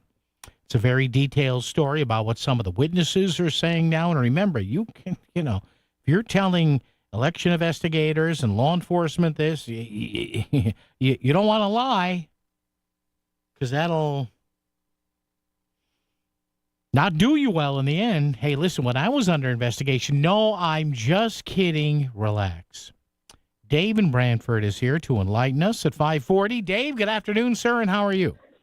Yeah, I'm apologizing before I start. It's off topic. That guy you had from the University of New Haven on the repurposed railroad salvage property. Yeah, Rudy, leveraging our tech advantages in Connecticut. Yeah. I would like to suggest we make one thing, and he said we were, I think, number 2 in shipbuilding, mainly probably because of the value of our nuclear submarines. Yeah.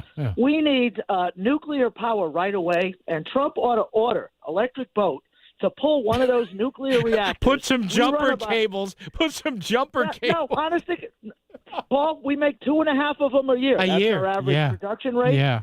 And so we ought to pull one off in the next 3 years and put it on a cement pad over there in Groton and get some of those UNH engineering students come up with a steam turbine. Yeah. And before Trump is out of office, we might have that thing up and running and making electricity. They are 1/10 the size of a commercial nuclear electric plant. I know. They're about 100 megawatt instead of 1,000 megawatt. Yeah. And so they're naturally small and sturdy and resistant to thermal stress.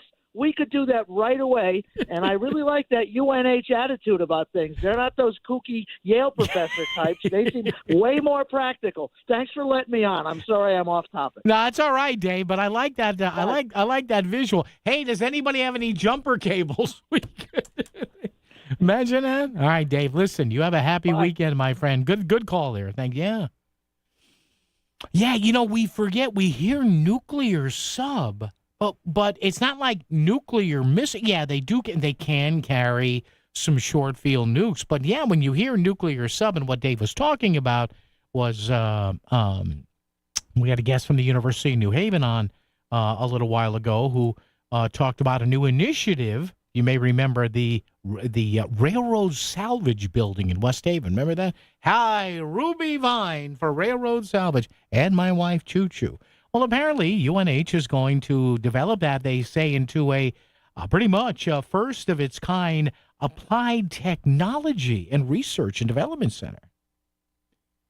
So what Dave was talking about there is take some of those UNH students, once they get into the R&D stuff there in West Haven, send them out to the eastern part of the state and put them to work. Take like the half sub. What's that, a 6-inch sub with sub? I'm kidding. But he's right. We do about 2.5 of those, thanks largely to Congressman Submarine out there, Joe Courtney. And put them on a half sub there and small reactors. See, and I know what Dave was saying, partly tongue in cheek, but partly true. A small reactor would work, or something else that had its origins in the space program years ago. You guys know I'm a space nut, you guys and gals. I'm so bored and have so little of a social life. I listen to old NASA radio transmissions. I watch documentaries. But no, look up fuel cells. And I know they make cars. No, you don't need them with the cars. Cities and towns should get more. And I know there are 2 or 3 towns, I think, that have them up and running. I'm not sure. Hydrogen fuel cells. That's another thing we should be diving into. Forget the windmills. The blades break. They're incredibly expensive to install, to build in the middle of the water. No, fuel cells. Some of this tech has been around since I was just a wee chap in diapers. Sono Collision, Fairfield County's best for top quality collision repairs. We deliver unmatched precision and care to restore your vehicle. Trust us for excellence. Visit sonocollision.com or call 203-939-9955. Fish On, announcing the WICC Surfside Hotel Greatest Bluefish Tournament on Earth. Now in its 43rd year. Fish Long Island Sound August 23rd and 24th. Land the heaviest blue and win $25,000. Fish to win and fish for fun. Just pick up a registration form at the Surfside Hotel in Stratford or go to bluefishtournament.com. Thanks to the Water Doctor and Bridgeport Harbor Marina, the Surfside Hotel in Stratford, Connecticut's favorite beach hotel. The beach is calling and you must go. TheSurfside.com. Finding great candidates to hire can be like, well, trying to find a needle in a haystack. Sure, you can post your job to some job board, but then all you can do is hope the right person comes along, which is why you should try ZipRecruiter for free at ZipRecruiter.com/free. ZipRecruiter doesn't depend on candidates finding you. Its powerful technology identifies people with the right experience and actively invites them to apply to your job. You get qualified candidates fast. So while other companies might deliver a lot of hay, ZipRecruiter finds you what you're looking for. The needle in the haystack. 4 out of 5 employers who post a job on ZipRecruiter get a quality candidate through the site within the first day. ZipRecruiter, the smartest way to hire. And right now, you can try ZipRecruiter for free. That's right, free. Just go to this exclusive web address, ZipRecruiter.com/free. That's ZipRecruiter.com/free. ZipRecruiter.com/free. Now you can find out who's under the helmet and behind the jersey with the Rudin Report Athlete Profile. High school sports are made great by the student athletes who play them. Check out the High School Athlete Profile, sponsored by BMW of Darien at therudinreport.com. WICC Smart MLS Right Now Traffic. 95, still some extra company getting out of Stamford Greenwich up through Darien. Slow at Sherwood Island into Westport. Starting to ease out a little bit on the Parkway in through Stamford, New Canaan. Still call it about 25 minutes, Stamford to Norwalk. Still heavy into 41, 42 in Westport. Route 8 southbound, no accidents reported, but building into the Commodore Hull Bridge. And New Haven County still busy on the Parkway down to the West Rock Tunnel. Tom Colangelo, WICC Traffic. Clear and cool this evening and overnight with a low near 60 and a breeze out of the northeast. Saturday, sunny and beautiful with a high near 80 and a breeze out of the north. Sunday, sunny and very nice. It'll be warm, though, with a high in the mid-80s. I'm meteorologist Paul Piorek on WICC. Connecticut Today with Paul Pacelli is back and live on WICC 695.9, the voice of Connecticut. All right, coming down the home stretch here of another great week with you folks. Really appreciated the opportunity you give me, and in fact, give everyone here.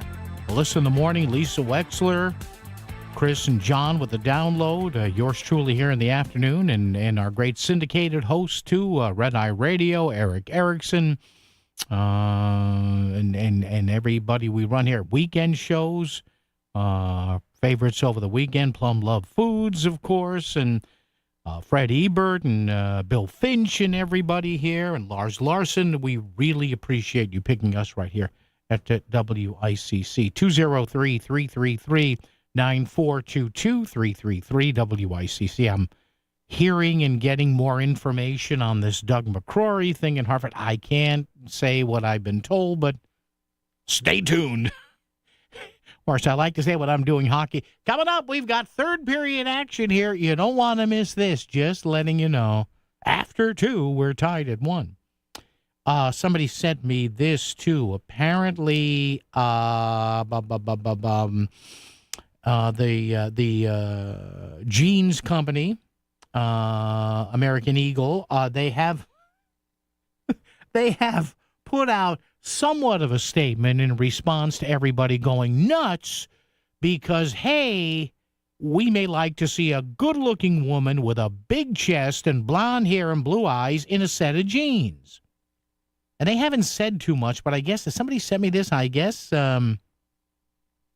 This is from social media. This is on Instagram. Oh, American Eagle refuses to apologize. Good.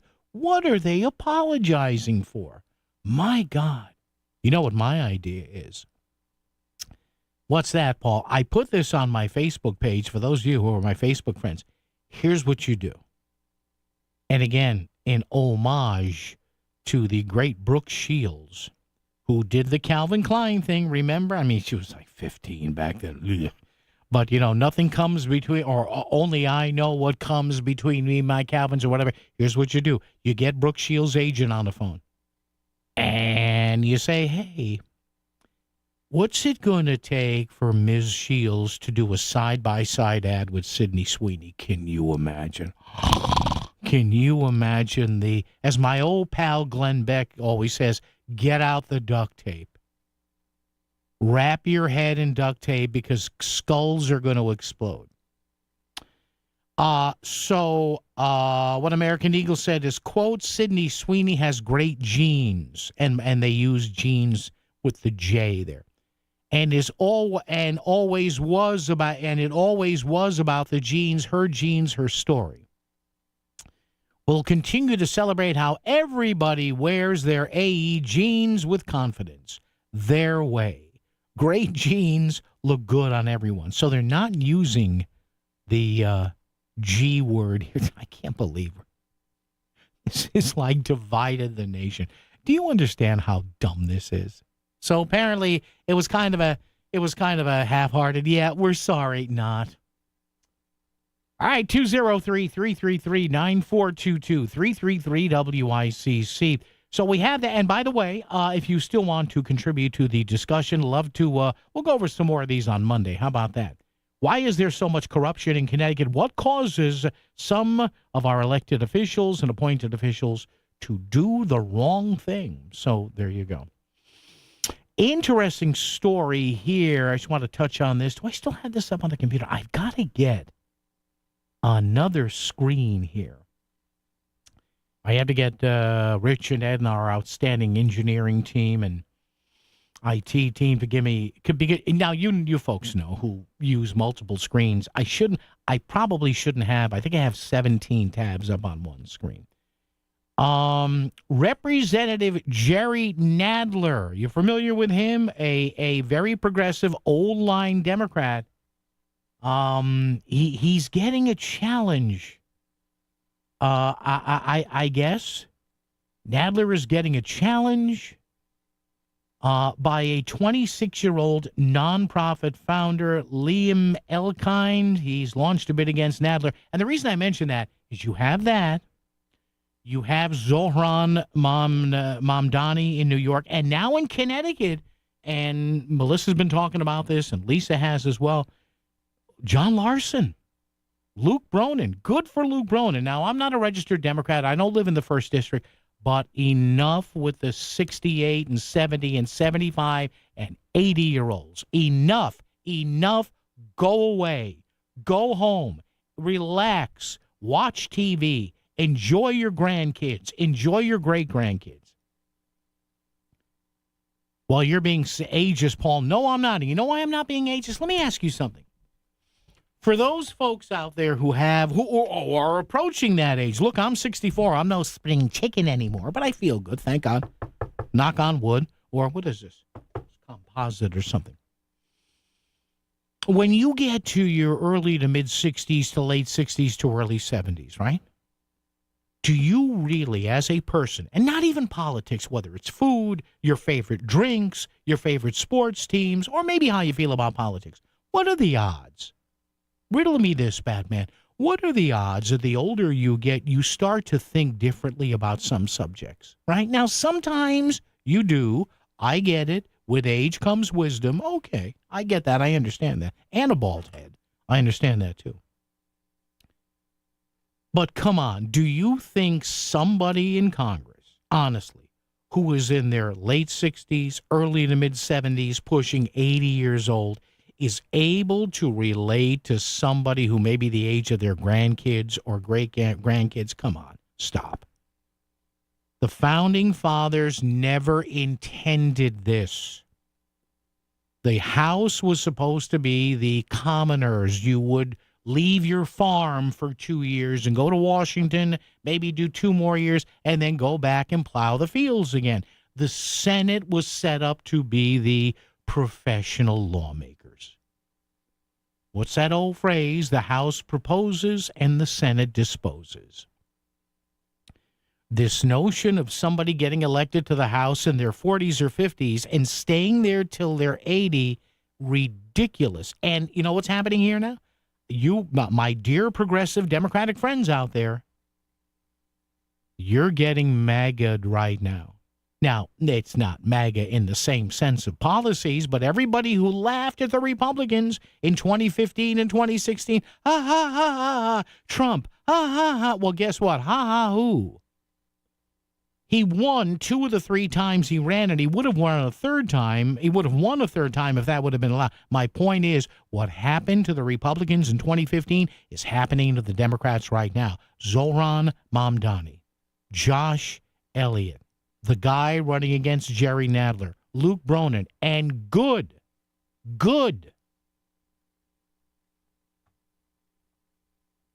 This notion that some of the people we elect and the parties that protect them on both sides of the aisle, stop it.